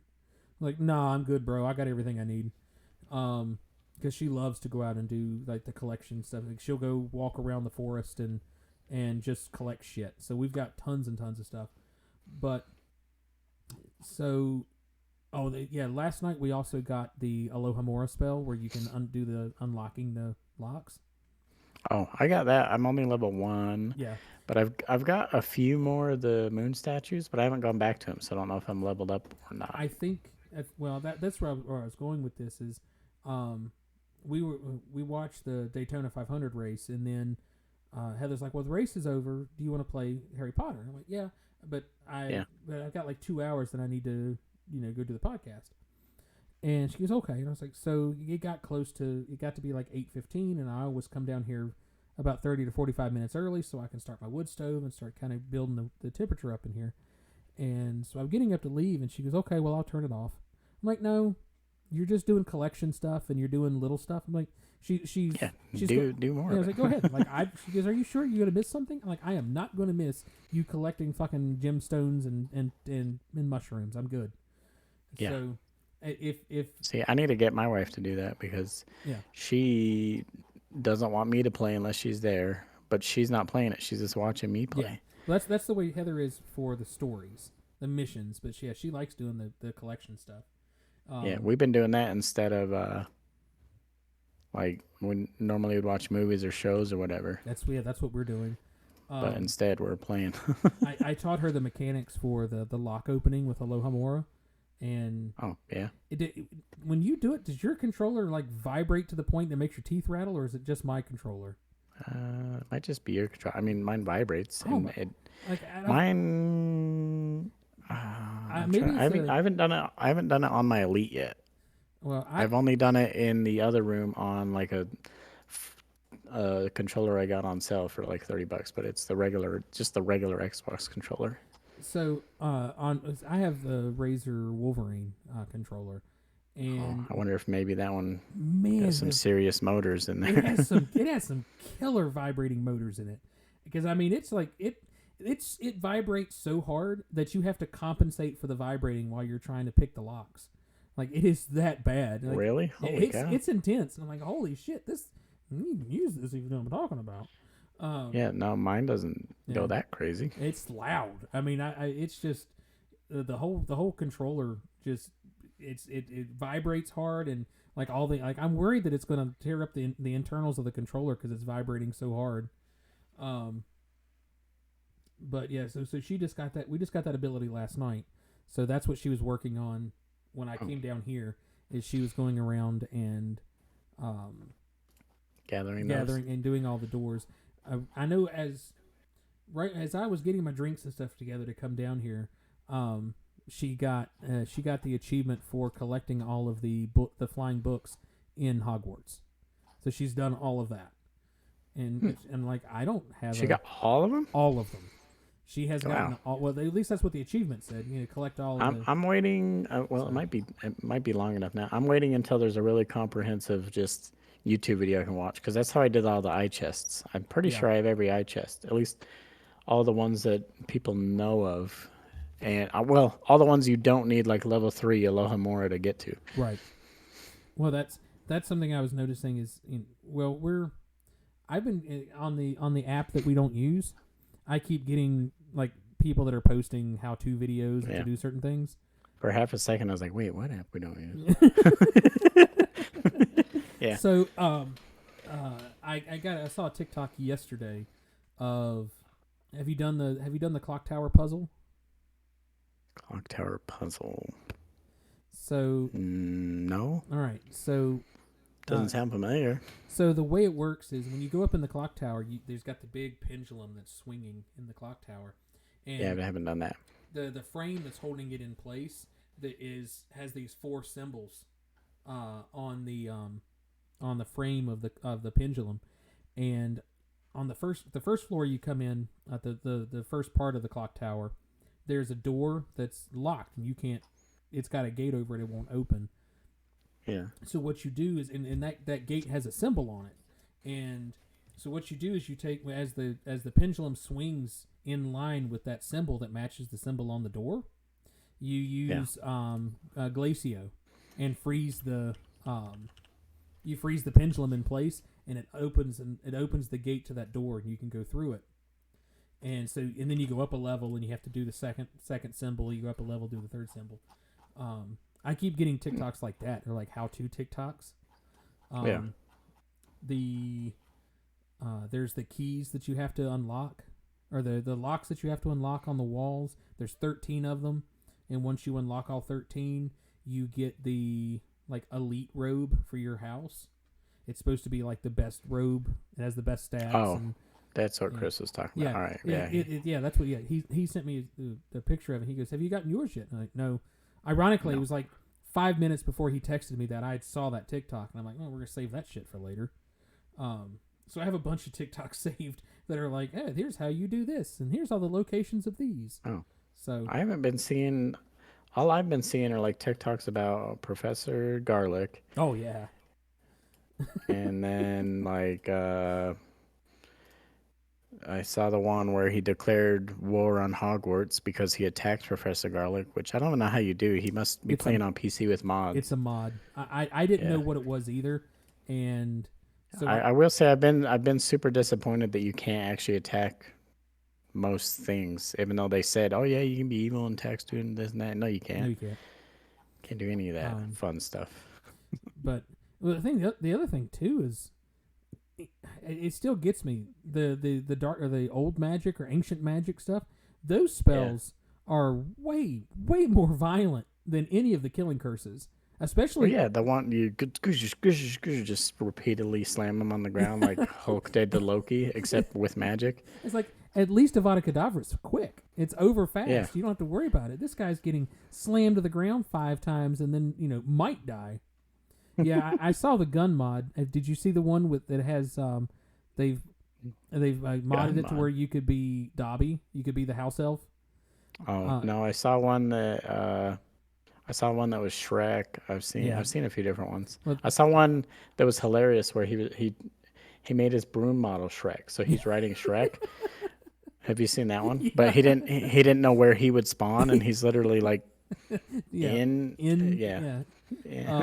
yeah, the gun mod's pretty funny because somebody took the gun mod and it's basically it's a pistol that when you do your basic spell cast, it fires the pistol.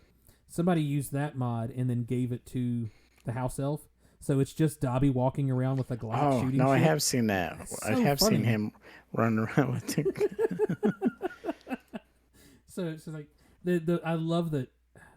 It sucks that I'm playing this on Xbox, so I don't get to enjoy the mods. The like mods, that. yeah. But then on the other hand, like I probably wouldn't do that. It's so novel, and it's just like okay. I had more fun all right. watching it. Yeah, I have a lot more fun seeing the little shorts of it because there's no way I would play through, do an entire house playing as Dobby with a pistol. Like it just it just wouldn't. It's fun for a few minutes, and it's like okay, this is kind of dumb. Yeah, like the ones I've been seeing that would be cool, but I just don't have the time, and I never will. But the mods where they mod the vivarium so they can just build like a whole fucking city. Yeah, I've seen those.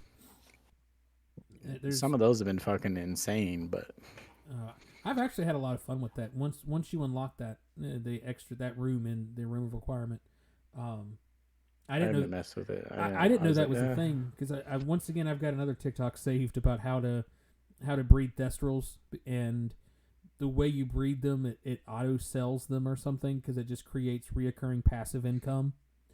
And so I haven't watched it fully because I'm like I don't know what I'm looking at yet anyway. But I still have like 8,000 just from the chest, so I do have a video saved, but it's on YouTube, not that app that I don't use. I don't know what you're talking about. I do have a YouTube video saved of how to like gather beasts and sell them and get like $10,000 in like 5 minutes. yeah, Or 10,000. What's the currency called? galleons. Galleon. That's it. Yeah. But yeah, Have you seen the one of my favorite TikToks is the guy that's playing like Snape? Have you seen him? No. Oh my god, I'll have to find something. He dressed and has the wig and he's doing the Snape accent and he's like nailed it. It's Alan Rickman would be fucking proud, and he's like playing as Snape and it's fucking hilarious. Like he's making comments about Professor Fig and like all That's great. young for how old he really is, and like doing this. I can't do the Snape accent, but I think I'll have to send you one because they're fucking great. Well, coming back to the episode last week and dealing with the controversies around the game, have you noticed that they really did go out of their way to put in an extraordinarily diverse cast of characters? Oh yeah, it's from almost every nation's covered, every nationality, every accent, There's the whole spectrum of the gender and sexual orientation. Like there's did you find the lore about Professor Fig and how she has Professor a Fig. She Professor has. Fig Not sales Fig, guy, I'm isn't sorry, Professor Garlic. Oh yeah, I thought I sent that to you. About how her and Serona have a lifelong relationship. Yeah. So I was talking to my buddy at work and I was telling him, I'm like, bro, do you know what this means? And he's like, what? I'm like, it means she's everyone gets it. But you know what? It's fine because I'm playing a female character, so there's a chance. Well, everyone has a chance. But then there's also I noticed in the flying professor, the flying instructor, whatever you want to call her, she makes a comment about doing something with her wife. Like, it's real subtle. I mean, you just catch it. It's in like one voice line, and it's like, oh yeah, well, I did this with my wife, and then she just kind of goes on with the whatever story she was telling. It's like, Yeah. they really, really did. I mean, like you said, it's culturally diverse. It's gender Wow. diverse. It's sexual orientation diverse.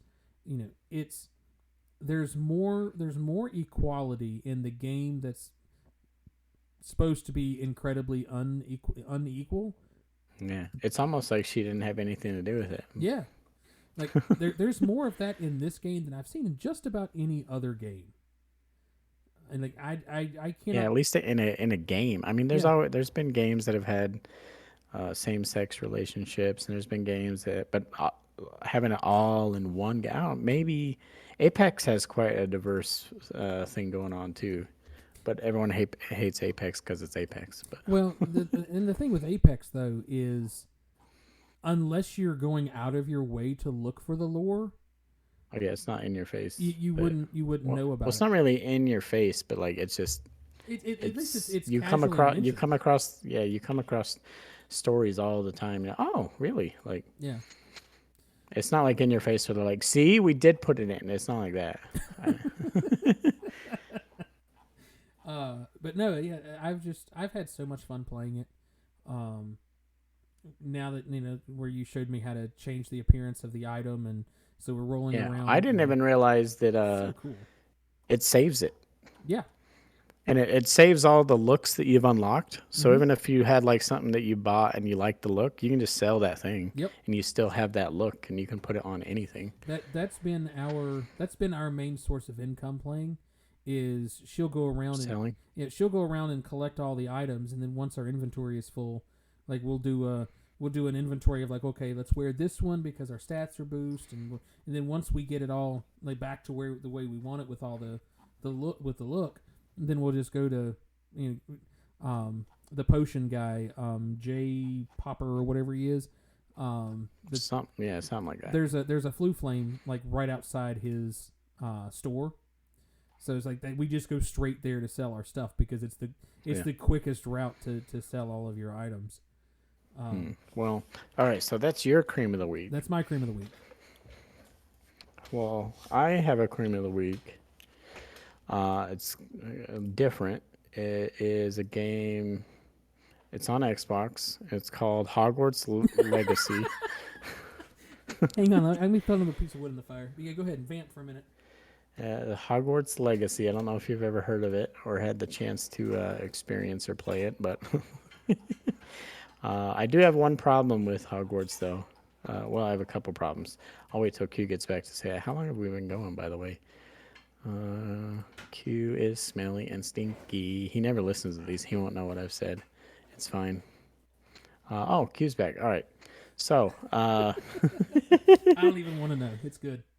yeah, you're fine. All right, cool. So it is my cream of the week, but I do have one minor gripe, and then I have one major gripe Okay. that made me very frustrated and two minor gripes and one major gripe. All right, first minor gripe, which can be easily changed. They said they're not planning DLC, which is insane to me. I don't buy that. What do you mean? Yeah. I don't buy it. Also, that could just mean like they could have worded it in such a way that it's not. There's nothing coming out right now, basically. Yeah. Which I believe that there's nothing coming soon, but there's no way they don't release anything ever. It might be a while till we get something. They have patched it twice, I think, since I started playing. Yeah. So it's been nice. I don't know what they fixed, but something. I think they fixed some of the screen tearing. I have not seen any of that recently. Oh, I've been playing on a Series X. What have you been playing on? The S. Oh, well, that's probably why. The Series S, not the. It's the other. Did you it's put the it in good S. performance or? I don't know. Oh, like I said, I noticed it when I first started playing last week, but I haven't seen it at all this week. So maybe that's what it means they fixed. maybe, I don't know. As soon as I started seeing it, I turned it on to. I changed the graphics mode so it was like performance instead of like pretty. But no, one of my gripes, my minor gripe, other than that, it was crazy. Professor Garlic, there's no more romance option. No, I'm just kidding. My minor She's in a gripe relationship is. and she's committed, lifelong. Oh, Yeah, okay. you're Well, fucked. I mean, there's no. I would like to be, but the the way the inventory works, how limited it Oh. is there a way to expand it? So Because it's dumb that I go like into a big cave or a big dungeon or whatever, and even though I've sold everything, all I have is the one items that I'm wearing, and I still just from the items that I collect in there, I run out of room. But before I get to the end of it, it's like what? Now I got to go through and look at items and there is some missions later on that open up a couple of extra inventory slots, but Oh. that has been the number one mechanical problem that people have had with the game. yeah, it's is dumb. the Because if inventory you don't system. remember between every mission to go sell, Yeah, because depending what you do, even if you sold everything, you're gonna run out. But Yeah. definitely, if you didn't go sell anything, even if you only found 2 or 3 items, you're gonna be halfway through that next dungeon and be like, oh no, my inventory's full again. All right, let me look. What can I delete? All right, that's only worth 30 galleons. I guess I'll delete that. yeah. Like it's silly, but no, it's whatever. It's minor. Like Yeah, you don't really get that much money, and it's not that hard to delete something. You're not wearing everything all at once, anyways. but- No, I mean you are leaving 30 or up to maybe 100 galleons on the table by not selling them, but I mean yeah. money is It's a little- somewhat and money is somewhat easy to come by in the game, so it's not Yeah, like the further you get Yeah. at the beginning, it's not. But you also, if you know how many RPGs have you played, you don't buy stuff at the beginning. We should Right. all know that. Yep. Yeah, you never buy. Wow. That's why I've told people not to buy the deluxe version of the game. Yeah, you told me not to because I didn't know anything about it. I didn't know the inventory. I didn't know. I asked you, I'm like, is it worth the extra $10? And you're like, no. You didn't even know that you could at the time. You didn't know you could combine looks and stuff. Yeah. It was literally pointless to buy it. Yeah. Honestly, that was the main reason why I told you that not to buy it. It was like, you get this, but you get better shit almost immediately. Yeah. Now you do get if you have the deluxe version, you do get. You do get the Thestral or you whatever. get the Thestral. Do you, now, And you get didn't- them anyways, though. I don't know. Now, in your inventory, because you didn't buy the deluxe version, do you have both the white and the black? What? The bird, the flying thing, the hippogriff. Do you I just have the white one right okay. now. So I if you have almost the- caught. I was in the wild just running around. I almost caught a Thestral, and he just got out of range when I was hitting like the last thing That where you sucks. pull him into your bag. But if you have the deluxe version, you get the Thestral and you get the other one, that mission where you there's the two of them. Yeah. Both of those are. oh, in you there. get both of those. Yeah, you get both of those. Oh well, I'm So, gonna be I mean- honest. I haven't ridden him once other than that mission. I would prefer the broom, but I haven't gone. We just got it last night, so I haven't really messed with it. But I would like to see is the broom faster than the it hippogriff? sure feels like it. So that's something I want to look at. But then again, unless I'm going to someplace I've never been before, I use Flu Flames to go everywhere. Oh, I use Flu Flame and then I hop on the broom Yeah, well, that's basically and that's a to lot go of to what the I'm- next Flu Flame. Yeah, and that's what that was one of the things that I'm gonna do it or I'm gonna get Heather to do it, and it's just Yeah, go around and get all the Flu just Flames. get on the broom or get on. She likes Yeah. flying. She likes getting on the riding the hippogriff. Jump on him and just fly around and unlock all of the. Yeah. The Well, Flu that's Flames. nice on those. You don't have to look up a guide. They all show on the map. You know where they are. You just have to go unlock it. Yeah, that's really nice. Yeah. So my major gripe though with the game Okay. made me really upset today. Okay. It made. Have you done how much have you done on crossed wands? How often are you crossing your wand? Oh, in the combat area, Yeah, where the little kid that's like 9. I've only gone back. Have you finished it? I've only gone back like twice. So you haven't finished the tournament and the dummy training? I finished it all the way. Oh well, I finished the tournament and the dummy training. Is that it? Oh, No, yeah, that's it. Oh, Okay. okay. So that explains why I've not been called back. 'Cause like I haven't gotten a side Yeah. quest for it. No. Did you have a hard time when you fought 4 people at once? Yes. Okay. Now here's what I noticed. My biggest gripe of why it was so hard. Like cuz I did 1-on-4. I don't know if you fought with somebody. I did 1-on-4 and I couldn't do it, and Yeah. I ended up going back and selecting doing Oh, with a partner? yeah, and I used Sebastian as my partner, and it was Oh, still see, I fucking did- hard. Like it Yeah, didn't really make it any easier. No, I did think it's 1-on-4 worthless. and I refused. I'm like, "No, I'm going to get it." So I kept changing my combos up. Okay. But the main problem is because each of them has like a different bubble, right? It'll be a Right. red or yellow or a purple. So you have to cast a certain spell. Right. And so I built my combos to whereas each one, whether I'm up, left, or right, or whatever, people that play the game know what the hell we're talking about. Everyone else is lost. I have each one has 2 reds and then a yellow and a purple. Yep, that's the way For mine the, is. for the most part, my 3 main ones. Well, one of them is 1 red and 1 Crucio until I unlock the other I'm not dark allowed curses, to have that but- one. So yeah, Oh. I don't have that. But the main problem is the auto aiming of the game. Oh, sucks. At one point, I was trying to just hard aim with left trigger because literally at some points I would have one kid. He's the only one in front of me. He's the only one. I'm looking right at him. And it would be aiming at the people behind me. I'd be throwing spells and they go behind me. I'm like, please. He has a red shield. I'm trying to bust because you got to throw a red spell. And I'm like, please. And I'm like fucking moving around. I'm like, please. And I'm trying to time my my perfecto or whatever the fucks they are to dodge and avoid all the other shit being thrown up from my behind. Yeah. But because I don't know how the game like does threat detection or something instead of who the fuck you're looking at. Yeah. No, I think I've had where all 4 of them are in front of me, and one of them is really far away. He's like in the back of the fucking room, and the others are in the middle of the room, right in front of me. That's the one that shoots at.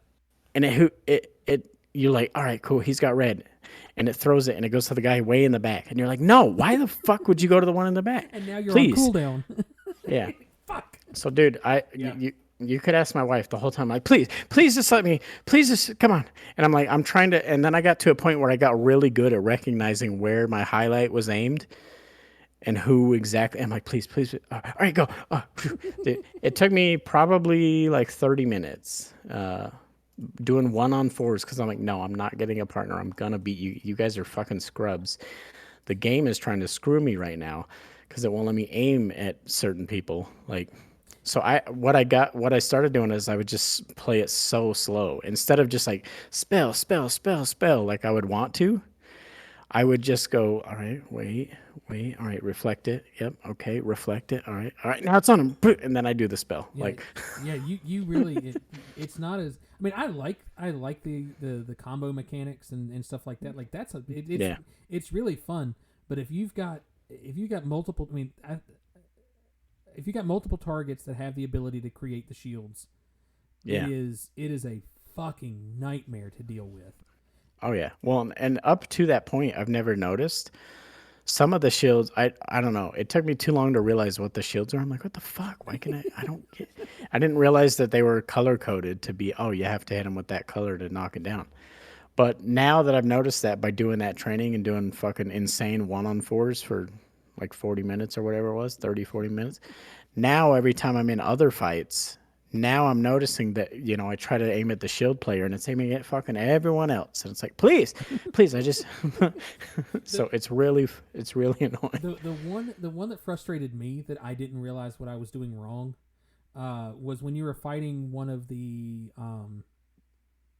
big stone golem things, the big stone dudes. Oh, yeah. And there's the first one that you run into that's like the really, really big one, the boss guy. And he's got that ball he shoots at you that's a colored ball. So, I mean, it starts out as purple. Yeah. And I didn't... I could never get it to break. Well, that's because you got to use a purple... You have to use a purple spell to break it. You can't I couldn't get it. It wouldn't work. Because I was using Accio and it would break it.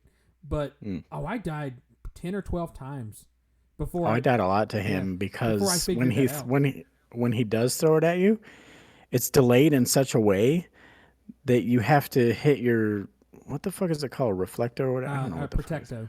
Protecto, that's it. Protecto. I don't Reflecto. Yeah, I mean, that's You have close. to throw your Protecto like super late. Yeah. Not when he throws the ball. You have to wait.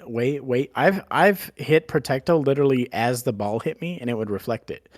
Yeah. If I hit it while it was mid-flight, it wouldn't reflect it. It would hit me, and I Once I like and once I got it the was so timing, annoying. once I got the timing and understanding of to deal with the colors, that you Yeah. have to shoot the right color spell against it.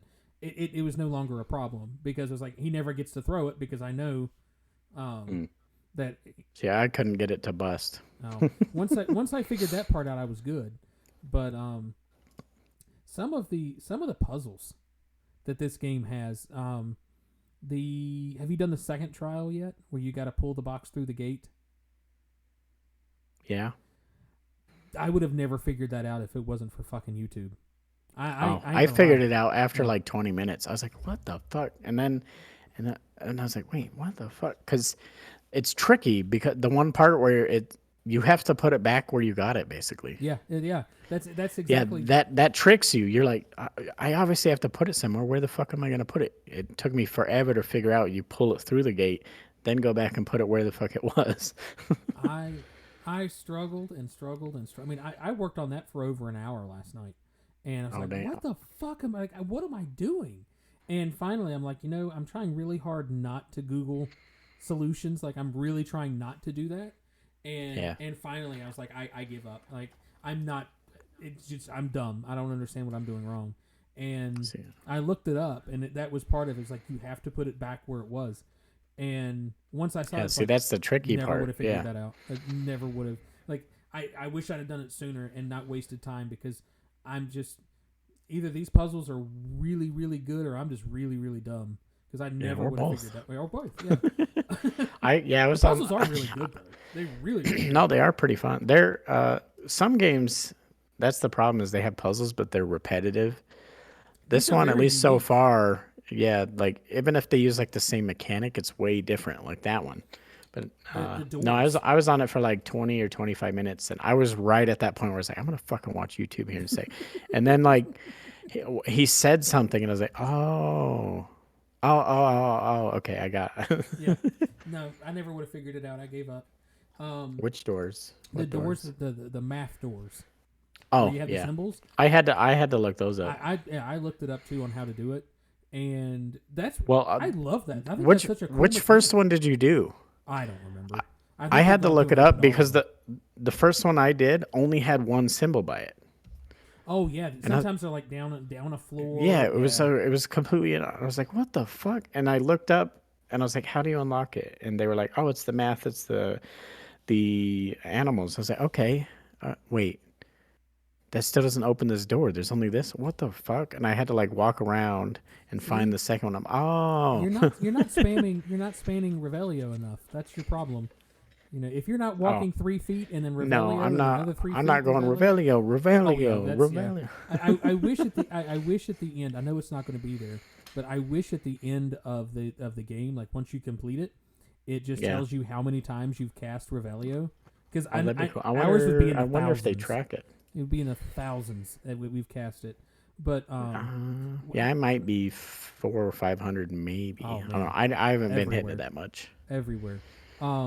What got me about that puzzle, about the door puzzle, it really, really annoyed me. The answer guide for the door puzzle is behind one of those door puzzle doors. Well, how the fuck? It's so worthless. There's one of the door puzzles you walk through, and it takes you into a little room that it was designed by like somebody was trying to solve the puzzles of the door. And the guide is in there? And the guide is in there. So like you Well, have who to. the you fuck have figured it out for the first time then? No, 'cause I didn't. Because once I saw what it was doing, I was like, okay, Yeah. maybe you do count. Well, I kind of figured it out at first, and I was like, and then, but I only had the one thing. I didn't realize I needed a second. I was like, well, maybe the one means the second one. I was like, wait, and I was like trying to figure out the math. I'm like, I don't, and I tried a bunch of things. I figured the math out right away. Like, oh, that's what this is. This symbol plus this symbol, and you need to add this symbol to get this number. I totally get it. But another one of those things I never would have figured out is that the first symbol represents 0. the first symbol I counted as 1. Yeah, I it's- thought it was 1. Yeah, and I was like, I would have been so aggravated trying to figure it out, and I ended up, that was the first thing I Googled trying to figure out was like what the.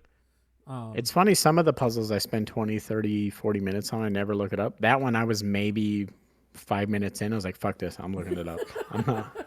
It's like, I'm not fucking with that one. Yeah. That one, and I really like the butterfly puzzle. I haven't done that one yet. Or you gotta. I've Lumos. I've found like 3 or 4 fragments of like the mirrors or whatever and done Lumos, but I don't know what you do beyond that. I haven't looked it up. I haven't even tried. There's a side quest that you get pretty early, or the opportunity for a side quest. I think it's like the very first one that you. I have it as a side quest. I just haven't hit track and done it. So what you do is if you go up to the mirror and you look in the mirror is a picture of a location pretty nearby, usually within 50 to 100 feet around where it's at, and you go to that location and there's a little butterfly that's like, or not a butterfly, a dragonfly that is that you can get to follow your light or whatever. You just Lumos and the dragonfly follows you and you take it back to the picture, and you Lumos knocks, which deactivates your Lumos, and so you just do that on like the 4 or 5 fragments that are around. Yeah, well, it's only one. Oh, yeah, the mirrors only have one. Well, no, I mean I know, but there's multiple mirrors. Do you have to do it on all of them? Yes, every mirror is a different location that has a dragonfly. It's only one dragonfly per picture or mirror. Per mirror, yeah. But yeah. I think I found like 3 or 4 mirrors. I don't know. I haven't really been looking. I just come across them and go, oh, cool, there it is. Yeah, I thought that was really neat because it's something that I've kind of not seen before in a game. It's like, oh, you need to go search out this item and bring it back here, but here's this cool way of doing it. You got to use this mechanic to get it. And I was like, it's a repetitive puzzle, but it's actually kind of fun.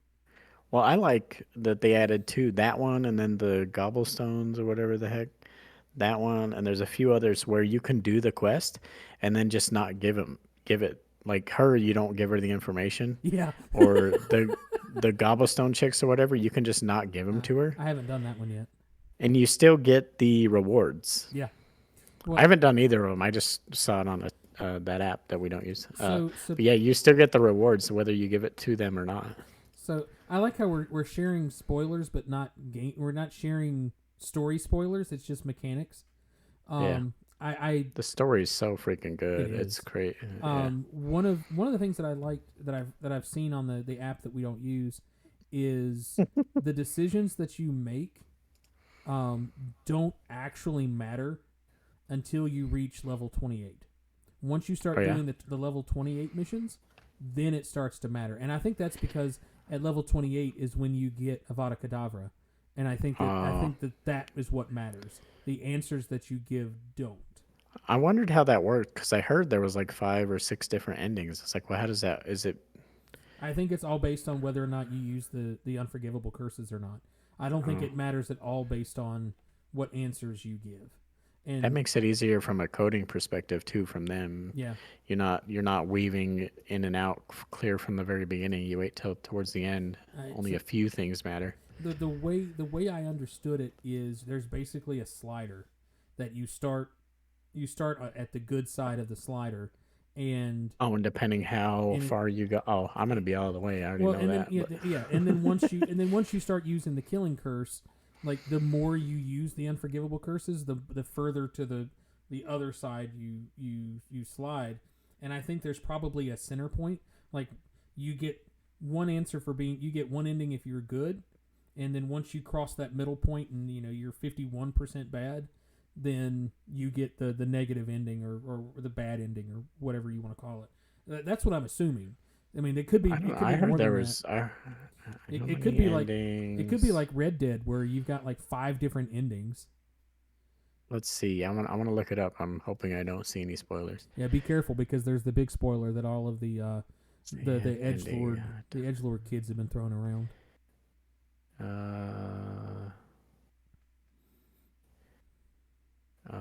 Okay, this is okay.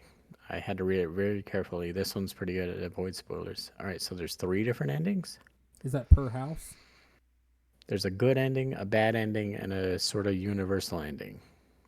And that's like I said. I don't know. I'm scared to read more because I don't Okay. want any spoilers. Well, like I said, there's probably a good ending, a bad ending, and a Yeah, you might be middle of the right. road. There's a good ending, a bad ending, and then there's a thing that you do later. It says it's very vague, which is nice that they don't spoil it. It says there's a threat or something, and depending what you do to that, can give you a third ending.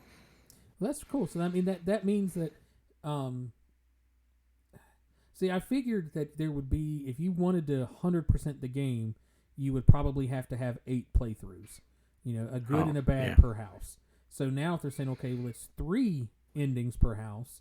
Okay, now we've got 12 playthroughs to do, and Yeah, it looks like it's a good or a bad, and then something else. one of them might be a completion ending. The way that was Now, worded. that would be cool. Yeah, basically almost like a legendary. You get to Yeah, you get 'cause to it- see John's face at the end. I haven't looked it up, and I'm not gonna look. I want to play it through, but Yeah. the way it worded it, it said that you do later on. It kind of made it sound like there's an ending to the game that's either good or bad, and then you go further, and there's like an ultimate actual ending or something. I don't know. Okay. Well, that's So there might technically only be one ending, but leading up to that, you have a different fork that comes back to the same road. I don't know. yeah, We'll figure it out when we get further, I guess. yeah. Because my playthrough plan is, we're gonna 100% everything you can do in Gryffindor.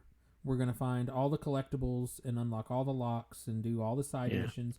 We're gonna do And Hufflepuff, you mean? in Gryffindor. We're gonna do Oh. that. We're gonna do that in Gryffindor. We're gonna find everything and because you unlock the unforgivable curses, but you don't have to use them because you still have the side quests to unlock them. Because everybody everybody goes to the same person. Non-spoilery.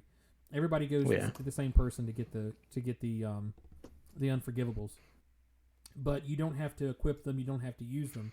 But you still have the side stories. So I want to go through and get everything, and we're going to do everything there is to do as the Gryffindor because they said that that's got the most missions. I'm like, okay, so we know we've done all the missions, all the side quests and stuff. Yeah. So we're gonna, and then once we play Hufflepuff, it's no holds barred. I mean, we're gonna. I thought you guys were on Hufflepuff now. No, she wanted to do Gryffindor because that was her favorite house. Oh. So we're gonna do that one. You're gonna do evil Hufflepuff? Yes, we're gonna do evil Hufflepuff. I didn't know Hufflepuffs were evil. That's the point. That's the joke is they're not evil, and we're gonna do evil. You'll be the evil Hufflepuff. Yeah, we're gonna make all of the exact evil choices for Hufflepuff. Like, okay, doesn't matter. What are you doing in Slytherin then? You doing a perfectly good Slytherin? No. I'm gonna play Slytherin as every decision is positive for me. Not negative to be negative. If I need to be positive to, if a Slytherin would want to win your trust or win your affection, you're going to say positive things to that person. So so you want to use the positives for them. But when we're doing the Hufflepuff, it's just all negative. Like everyone's going to fucking hate us. But with Slytherin, well, there's one of the missions, one of the side missions where it's a story mission, where it's like, oh, you need to win this person's trust. Like, okay, so I'm going to say all these positive things to win their trust. In Hufflepuff, I'm just going to say all the negatives because even if you say all the negatives, you still win their trust by completing the objectives. But that's our plan for Slytherin, and I don't know what I'm going to do for Ravenclaw. That's going to be our final playthrough, and I'm just going to be like, whatever. I don't care about Ravenclaw. That sounds so fucked up. I mean, I guess that's like chaotic Ravenclaw. Maybe that's what I'll do. Just make all the chaotic choices. But yeah, Slytherin is just going to be about me. What is the best decision for my own self-interest? That's what I'm doing. Just the Slytherin. I'm not gonna go back through and run all the houses. Yeah. Well, this is the first Yeah, Ravenclaw, just flip a coin. I like that. That might be what we do. We'll just heads or tails, or we'll use Chad and have Chad make the decisions for us. There you go. You can have Chad play. Yeah, we'll have Chad play Ravenclaw. That's actually a really cool idea. I might do that. That actually might be worth streaming. Yeah. Well, you get hated on, but Well, hopefully by then all you of can the hate say will go that I'm away. not playing. AI is playing. Yeah, Chad's and then playing. You can Hate get, on Chad. Cancel Chad. You can get the hate from the people that don't like AI. Yeah, just cancel Chad. It's fine. Yeah. Might do that. That would actually be kind of fun. But yeah, I think we're gonna try to, within reason, unless there's some like really, like the VidMaster achievements from the Halos, unless it's shit like that, Heather and I are gonna try to 100% it. Yeah. We're gonna try. It's like I said, it depends on if some of the stuff is just too fucking stupid. But I did learn something else, and I don't know if you knew this or not. I haven't done it, but you can do it. You can change the difficulty at any given time in the game. Oh. Yeah, you can I think they mentioned that at the beginning, but I just haven't done it. I think I'm on normal. Yeah, we just put ours on normal. And Yeah. but yeah, you can't beat a section, just throw it onto the story mode and it puts it on easy. And just beat that mission and then put it back on normal. So Yeah, I'll just keep it on normal. I don't want to do that. yeah. I'll just fight for 45 minutes trying to 4v1 with the fucking garbage aiming system. I might do that with Hufflepuff, is just put everything on easy. So Dude, I can just wreck everything. go try and do that with hard aiming every spell you throw. It was so hard. I'm like, and then I was trying to hit him because you no longer get the aim assist if you zoom in. It just throws it straight where your reticle's going. Yep. Holy fuck! It was so. It was almost easier though doing that than having it auto aim to the completely wrong fucking person. Well, I think that I like the fact that they have auto aim, because if you're trying to catch the fucking floating books, could you imagine trying to hit that shit with trying to shoot at that? Yeah. That. But I do like that they do have sticky aim on a lot of things, which is nice. But I guess our penalty for that is you end up sticking on the wrong stuff. I don't know how the aiming system works. It is nice that sometimes you can literally throw behind you, like while you're running away, and you like see, I can RB throw that barrel at him, and you just hit it, and it throws it. You have no idea. You're like, I probably hit him, but I don't know. Well, yeah, I would say, he's just completely off the screen altogether, and you just RB, don't know who I'm hitting. I've really enjoyed it. I've had a lot of fun playing this game. I'm not They a paid Harry Potter way. Well, I'm not either, but I'm seeing a lot of on the app that we don't use. I love that we've gone so Harry Potter that we, instead of saying the name that shall not be named, we say the app that we do not use. On the app that we do not use, I've seen the audiobook descriptions of like rooms and stuff, and them playing on screen in Hogwarts Legacy, showing how like they nailed every fucking detail of a bunch of different rooms and places. That's what Heather was pointing out, was just the level of detail that they had in each of the rooms. And I mean, even from a non Harry Potter fan, like it's not that I'm not a Harry Potter fan. It's like it's just another story. I'm indifferent towards it. But even coming from that indifference, the detail and the work that they put into making the game look the way it does, it's one of the most detailed games that I've played in a really a long time, and it's not just like it's got good graphics, but I'm talking about the attention to detail. Like we need to make sure that the globe has all of the continents on it and stuff like that. Like you could only put the you could just put the continents on the front side of the globe, and then when you spin it, you don't see anything, and it just comes back to the original picture of what it was. But I've noticed with the globes, if you spin them, depending on where you're standing and the angle in which you're spinning it, it ends in different locations when you spin it. So they've taken that level of detail where you can get all these different images off the globe, and that's all you can do. There's nothing special about it. You just spin the globe, and it's like, they decided, we're gonna make it where you get maybe randomize it or however they figured it out. So no, it's pretty well done, and the story, I mean, even though it's in the Harry Potter universe, it is really unique. Like it's not just the same old stuff. And like I had no idea where they were going to go with it, but it's been really good. I don't know. It is weird that when you think about it, it is funny that the Crucio spell doesn't really do damage. Oh no. It just makes them feel like a lot of pain, Yeah. which is exactly what that spell's supposed to do. But I can't remember. I don't remember the name of the second spell, but it's the when you cast it on an enemy, it'll make them attack someone else. oh yeah, I don't remember the name of it. remember. Yeah. There's a lot of fucking spells. Well, that was something else I heard people bitching about. It's 26 spells, is how many you have in the game. Oh, if you do all of them, Yeah, well, if you have all the spells unlocked, it's 26 spells, and so you can't even do them all. Well, I guess you don't need the fucking feeder and the brush. but people are like, oh, it's a wizard game and you've only got 26 spells, and Skyrim has like 100. That's not Imperio. Thank you, Rebel. Imperio. Like, if that's what you're complaining about, you're like, oh, there's not enough spells. I'm like, there's a ton of shit to do. Does Skyrim have that many? I feel like Skyrim is like 6. I know in Skyrim, I think I only use like 3. But I mean, yeah.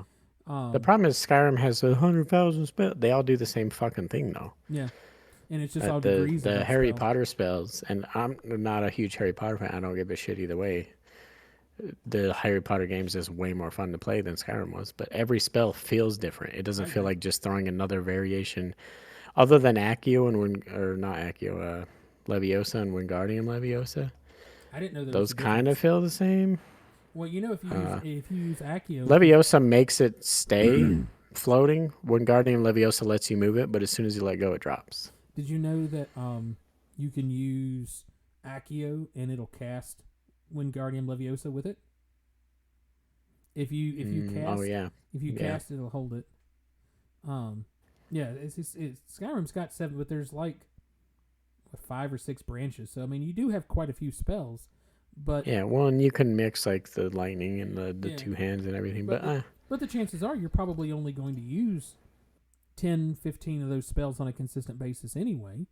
Just because you unlock it doesn't mean you're going to use it.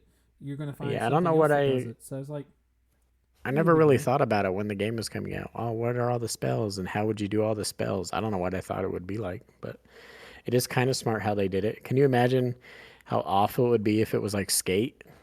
Like you have to flick the thumbstick in a certain way to, how like in Skate, you're like, all right, you have to do a kickflip this way. And instead of like an S curve, you have to do like a go across. Imagine if the spells were cast like, I bet they played with that at first and went, this is fucking garbage. I hope they did. I hope that either they didn't do that at all or just it had that same reaction, like this is not going to be fun. Yeah. Because it wouldn't be. There's no way. There's no way. Yeah, you'd be accidentally casting the wrong spell all the fucking time. Enemies are like shooting at you, killing you. Like, no, fucking stop, Accio, no. That's the one that's gotten me a couple of times. Is I'm doing something and I'll accidentally cast Lumos. Like that's the one that the way I had my original tree set up, my original button layout. I've had occasionally where like I'll try to fast switch between them. And like I'll accidentally, how like left does Revelio and right opens your spell thing? Mm-hmm. Well, sometimes I'll try to switch to the right table, but I didn't have the trigger pushed enough. And it'll open the spells. I'm like, no, fucking back out. And well, that was the problem that I was having because I had Lumos as the Y button. So if I'm in combat and I'm getting ready to get shot at, and I have to use Defendo. Or Protecto, and I would you're like Lumos. I want to see the shit that's about to hit me. I would still be holding the right trigger, so I hit the Y and I cast Lumos. I'm like, God damn it! So I fixed that pretty quickly. I put that elsewhere, and it became less of a problem. But I think mine is still on Y, but it's on a different table. Yeah. I went through and I have two combat tables. And then I have all of the light blue spells, the Lumos, the Invisible One, and the Reparo. I have those on a table, and then I have the utility spells, the light green spells on another one. I did have it like that, but when I reset up when I was doing one before forever, I changed it to now all the blue ones are on one, and then I have 3 combat ones that kind of go together. Mm-hmm. Uh, and then if I go to the room requirement, I have to switch out one of them because I don't have any of those set up. Yeah, well, I had those on its own table, and then when I got the beast spells, the brush and the feeding, Yeah. I put those in the knapsack, all on the knapsack, all on the same Yeah. chart. You're I'm taking naps on your sack. yeah, so It's been super fun though. It's if you guys haven't played it, I mean, if you can get past the controversy, I do think we need to share that video somehow. which video? The one of Donkey playing, where he's like, "All right, guys, I'm getting ready to play the new Harry Potter game." Oh, sorry, I didn't realize that game was the controversy behind it.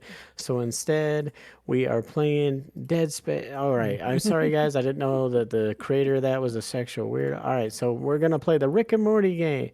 Yep. And oh, sorry, guy, I didn't know that the whole okay. So instead, we're playing. It's just him for like 2 minutes, All these games going that through have every problems. single game that somebody connected to it did something. Yeah.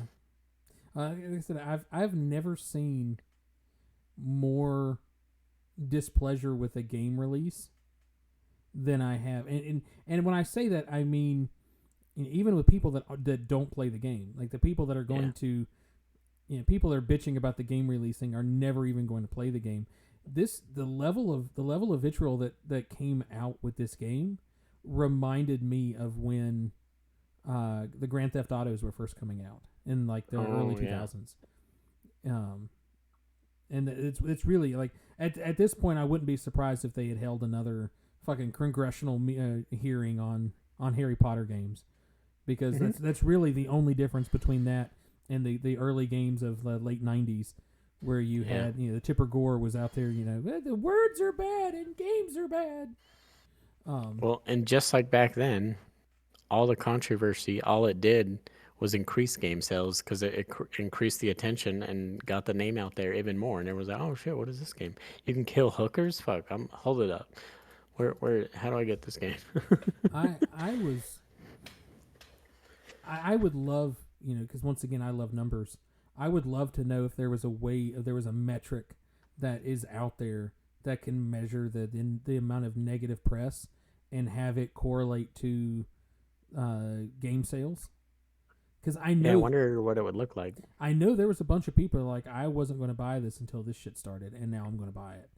And the funny part of it is like, I've seen people post on that app that we don't use that said, I don't even like Harry Potter. I'm going to buy this game just because, fuck those people. And then like 2 TikToks later, he's like, they don't even like Harry Potter, and I'm really having a good time playing this game. It's a fun game, whether you like Harry Potter or not. It really is. Whether Harry Potter or not Harry Potter, you don't need to live in the universe. You don't need to be, super into the universe to be able to enjoy the game. Like, you don't need to know I know, like, lore. I know Snape and Dumbledore and Harry Potter and Ron. I know, like, the main character. I don't know all the deep lore and all that crazy nerdy stuff. I don't know that. Did you see they've announced the new movie? For Harry Potter? Yep, we're going to get Harry Potter and the Cursed Child. No. It's been announced that it's in production, and the original 3 are going to come back. Really? Rupert Grint, Emma Watson, and Daniel Radcliffe are going to come back and reprise their roles. So Nice. I want to make a prediction, and we will put this down, and we'll address it in 3 years when the game or the movie comes out, or whenever it comes out. Cursed Child. Oh, that's the book. Yeah. There's Apparently, a book? apparently there was a Broadway show with it too, or something. Harry Potter and the Cursed Child has canceled its November 19th performance. Blah blah blah. COVID. Oh, okay. But anyway, I look forward to seeing the amount of hate that we may or may not get with the movie release. Like, I want to see. I want to see if it crazy. exists. Well, that's the thing is it going to exist at, are people just not going to, like, okay, fuck them? Or will they learn that Yeah. by doing that, they increase the press and they increase the sales. Yeah. Because if it's probably going to be a big release because it's going to have all this controversy and everyone hating on J.K. Rowling, and then people are going to go, I saw it 6 times because fuck you guys. Yeah. That's what I'm saying. Is I wonder if there's going to be that level of hate. I that's bought gonna a be whole row of directed at it. seats and sat in the middle. Cause Yeah, fuck you. I bought out the whole fucking theater because fuck you. That's why. You know. Yeah. But that's I'm really interested because, it's I watched a video on the app we don't watch, that Takes was place 19 years in the future, revolves around Albus, the youngest son of Harry and Ginny Weasley. Albus Potter. Okay. let's see, I lost my train of thought where I was going with it, but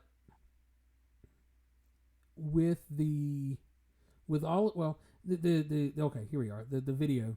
So there was a guy that was talking about, have we reached, as they call it, peak woke? Like, have we reached the point where, like, okay, we're, there are only certain things we're going to be angry and protest or whatever against, and some of the things we're just going to let go. Have we finally reached that point that it's like we've reached peak outrage? We can't be upset about anything else. Like, this is it.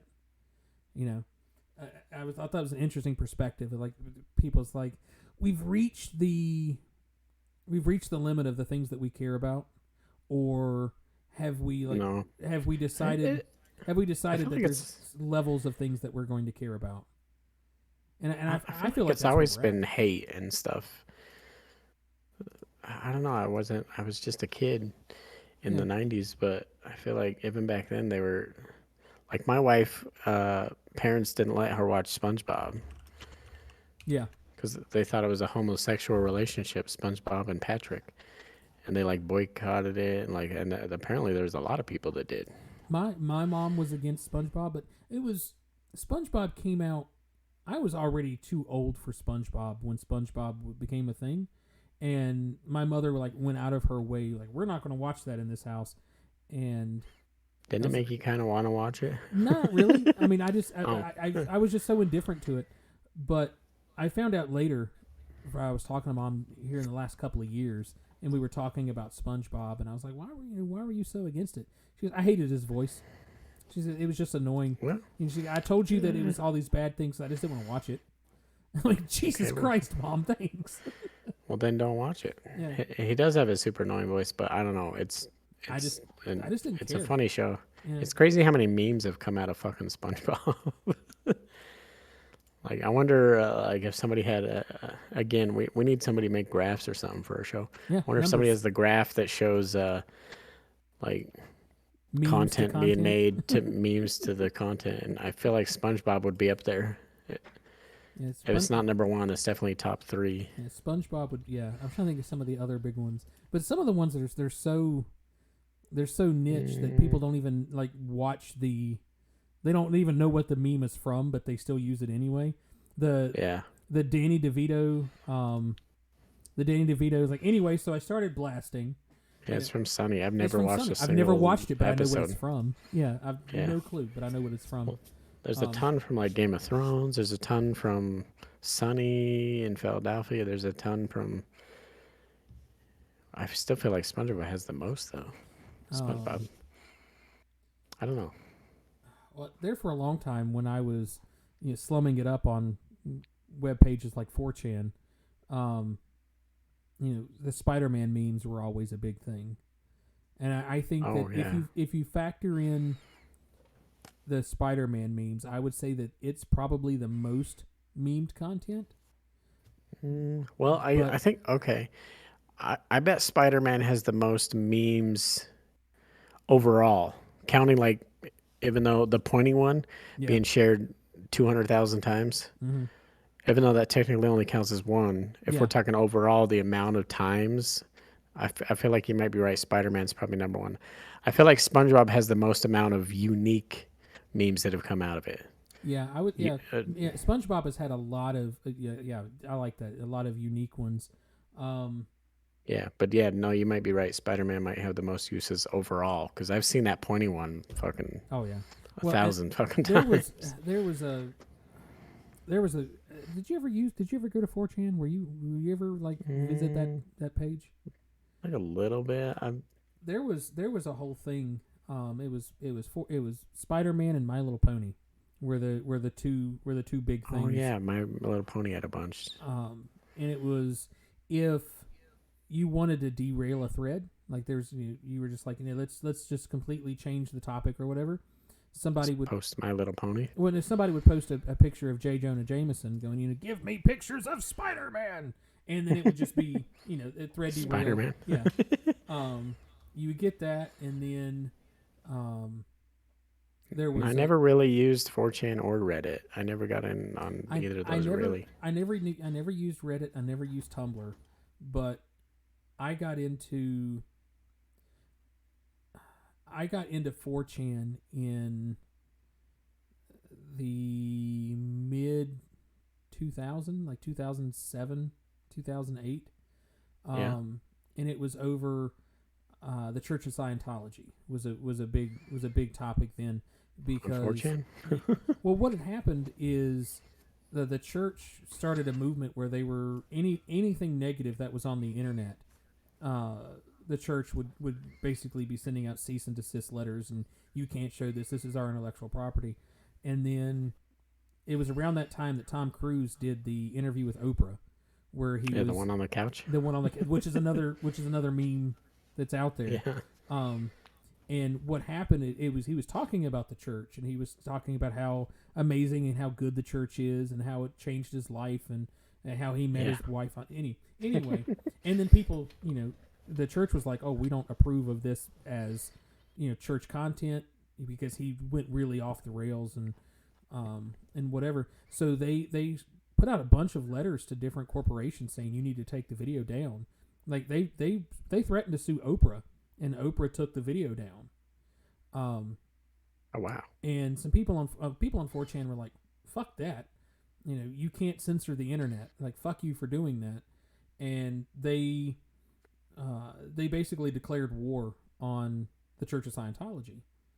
And that was when I discovered 4chan, as I saw some stuff online, because I didn't like the church, and I thought they were dumb, and I was kind of in that early infancy of kind of changing my religious perspective. So the Church of Scientology was a good thing to bash against if you're no longer wanting to be religious, pointing fingers at the Church of Scientology, be like, look, this is what religion is like.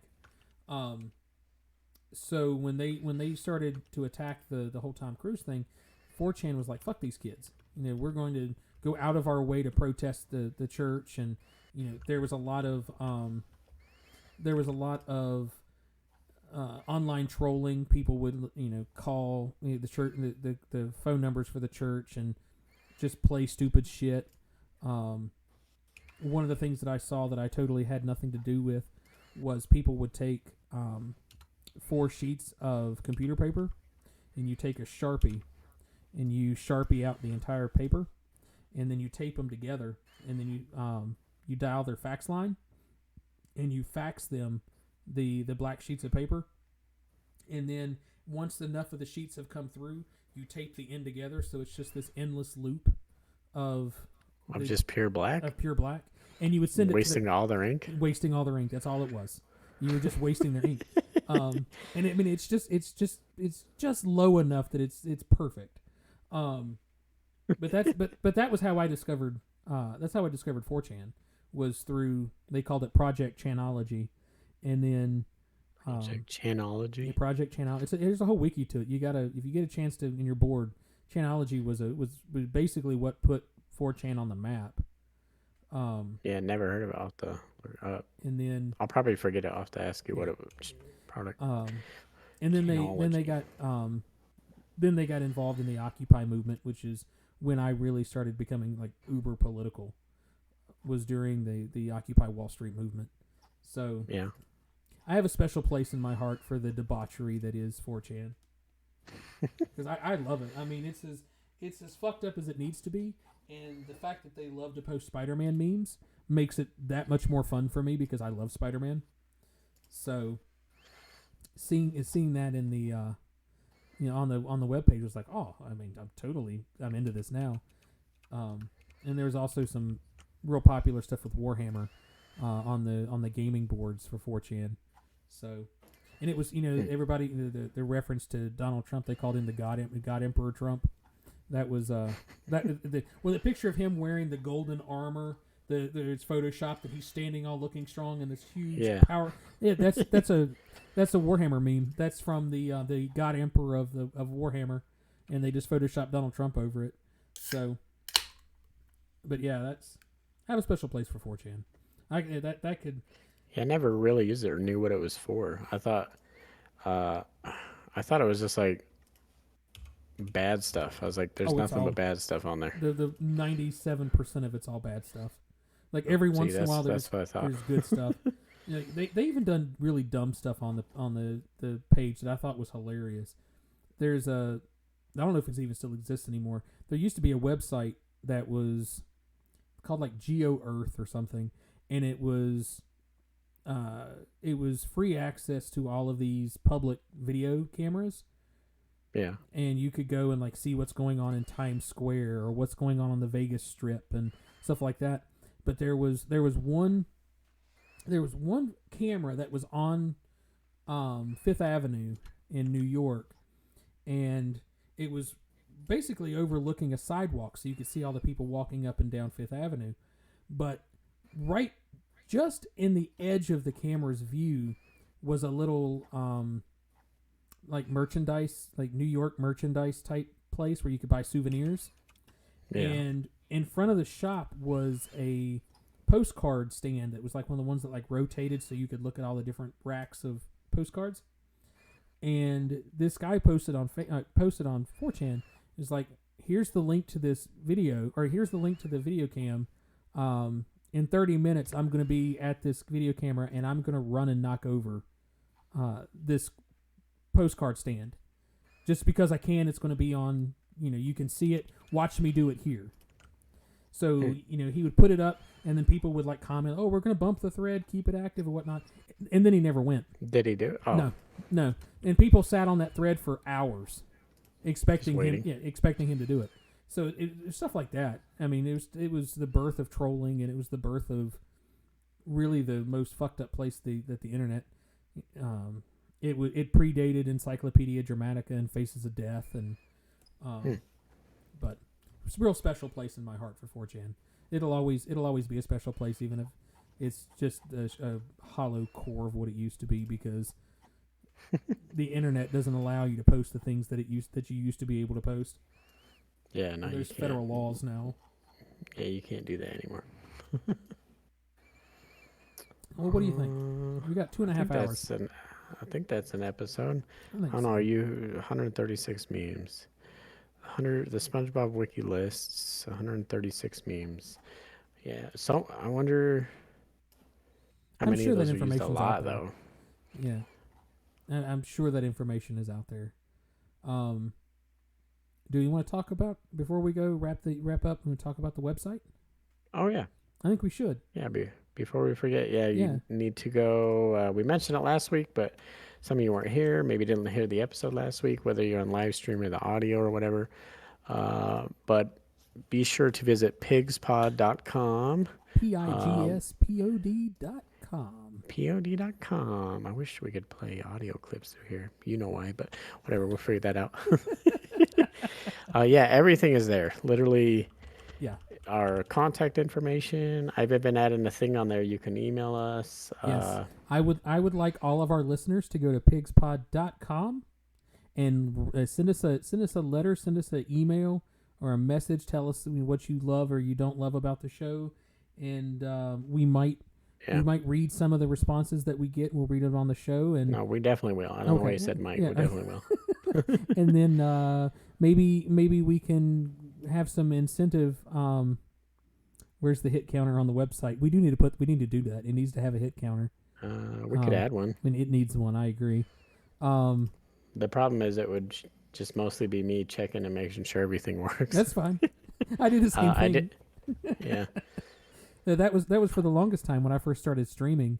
I would start streaming, and then I would turn it on my phone, and then I would turn Check it on yourself. turn it on my tablet, turn it on my laptop. You'd have 3 viewers. They're Yeah, all you. They're all me. Yep, I'm looking good. Yeah. But yeah, we're launching the website. There's some. It's still in its infancy, but we're gonna start slowly putting some content up. Yeah, it'll get better. The look might change, but yeah, pretty much everything's there. If you need to contact us or see what the newest episode is or what's going on, there is some teasers on there for some stuff that we're thinking about. Yeah, I'll just say there's some stuff you really need to check out because it Yeah. may or may not be coming. Yeah. There's also a hidden Easter egg somewhere on the website. So if you want to go explore it, there's a kind of funny Easter egg hidden on there. And then down at the bottom too, along with the little contact form to email us. And the cool thing about, I think I set it up right. When somebody hits that contact form down at the bottom, you just put your name, email, and whatever message. That'll email both me and Q. So we'll definitely see it. Oh, cool! I didn't know you did that. That's pretty cool. I still Yeah, I did have. that. I think I still have the And- pigspod.gmail or @gmail account. I the hard part is I have to remember to check that. So I have this sending both of our regular emails a I like message. that. I like that. And right above that, there's a new thing I just added today. Buy Pigspod a beer. You click that and it goes to buymeacoffee.com. And you can support us there if you want. Oh, that'd be cool. Yeah, I appreciate that. I want to add a section on the website sometime in the near future. That's just maybe a weekly or bi-weekly just rant, maybe 5 to 10 minutes, and just be like, this is what I'm going to bitch about today. That's just completely separate from the show. and An it's audio only- clip? Yeah, or audio or video, however we decide to do it. Oh yeah, we could do a video on the Pigspod YouTube and embed it on the site or something. Yeah, and have the only and only have it. I would like to have it set up where the only way to get that content is to go to the webpage. Even though I know Yeah. that we won't get a lot of we won't generate a lot of views that way. Yeah. But it'd be like, hey, if you want this content, you have to go here. Yeah. Maybe we'll even make a blog section and put up shit I would- and yeah. articles and I would like a blog section for sure. yeah, we just like we don't really use the Facebook, and it's gotten even worse because now Facebook changes how you view Oh, I your hate business content, and it, Yeah, it I hate counts the Pigspod Facebook as like a business, and you pull it up and it completely changes everything, and it's a pain in the fucking ass to use. Yeah. Like, Well, I remember. See, we made that page before they had all the categories, and yeah, when they finally it was just a page. It didn't have anything other than it was a not person page, and then they started rolling out like. well, then they rolled out you could pick a URL if you classified yourself as like a thing. I don't think they called it business. I can't remember. You were a entertainment page or something like that. Yeah, and what got me is when it first like, okay, you have to choose a category for your page, and like the only choices were, is this a business, is this a non-charity, is this a charity, and stuff like that. So it's like it's none of these things, and so we had to classify it as a business because it was the only thing that kind of made sense. Yeah. And now it's like, oh, you have a business page. I'm like, well, it's not. Yeah. And we can't The change problem it. the problem is it sucks. Like I just went right now to go on the Facebook page to post about our website, and I have to switch and log into Pigspod. Yeah. Because I can't just post it as me. You used to Yep. be able to just post it as you and just have there's a little thing that said post as you or post as the page. Like we can't view our messages. We can't like it's a super pain in the butt to like get into it. And then you're like stuck in this weird mode, and then like it messes up your Facebook app on your Well, phone, and like it's just They dumb. did that because of the people that were making pages, and you could post on comments and whatnot as pages. So you could post as Pigspod on Rabble's Facebook page. Oh. And Oh yeah, that's why they've done that And- now. So and- it's yeah, but the problem of it is when you were doing that, if you had 10 or 15 admins on a page, it wasn't tracking who did it. It was just, oh, okay, Pigspod posted. And then, so there was a lot of people that were abusing that because it was literally just an anonymous post.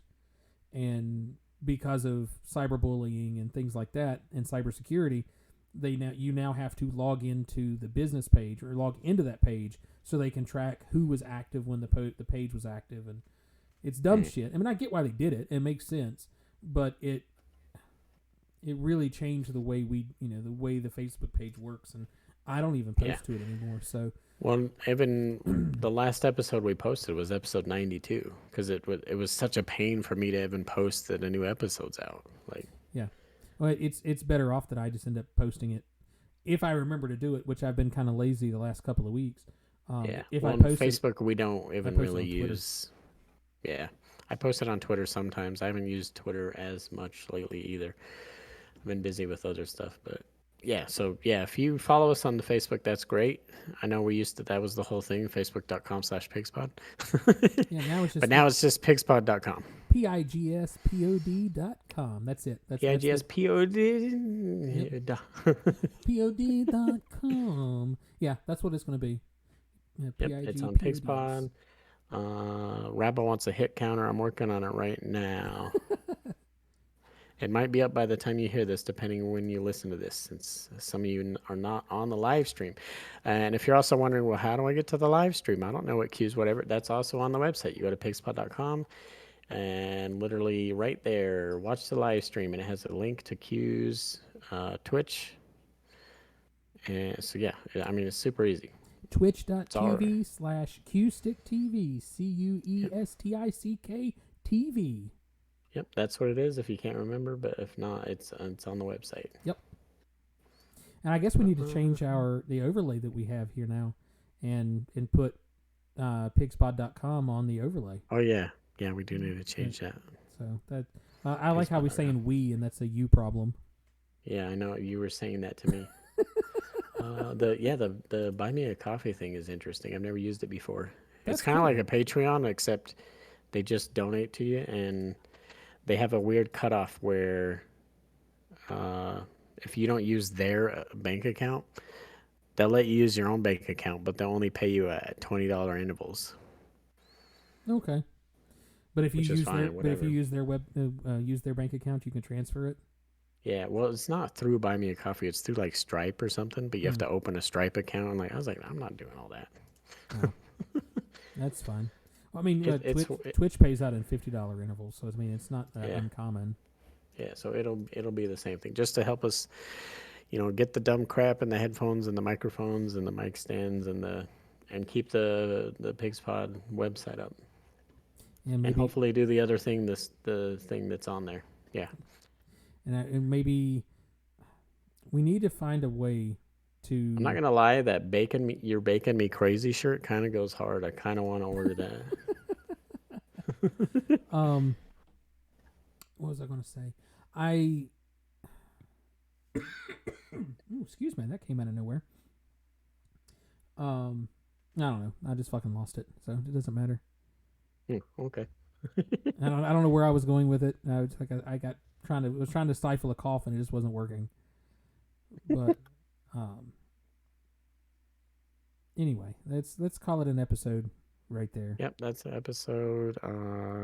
Dad Cream of the Week. We did the website. Thanks for listening to. We gotta say the tagline. Thank you for listening to Pigspod, the politically incorrect gaming podcast. Sometimes political, sometimes gaming, always incorrect. I almost said it wrong again. Pigspod MMO. Let's do it. Yeah, and catch Q on Wednesday for D&D. Yeah. Still trying to decide if I want to do a voice for my character or not. But yeah, we'll see you guys on Wednesday. Cool. All right. Well, you guys have a That's great it. have a great evening, and I'm gonna stop it once I find where I put my cursor. There it is. Okay. All right. Good night. Bye, Q. Bye, Rabble, Phil, and Q. That's you. Bye, Oreo. Bye, Q.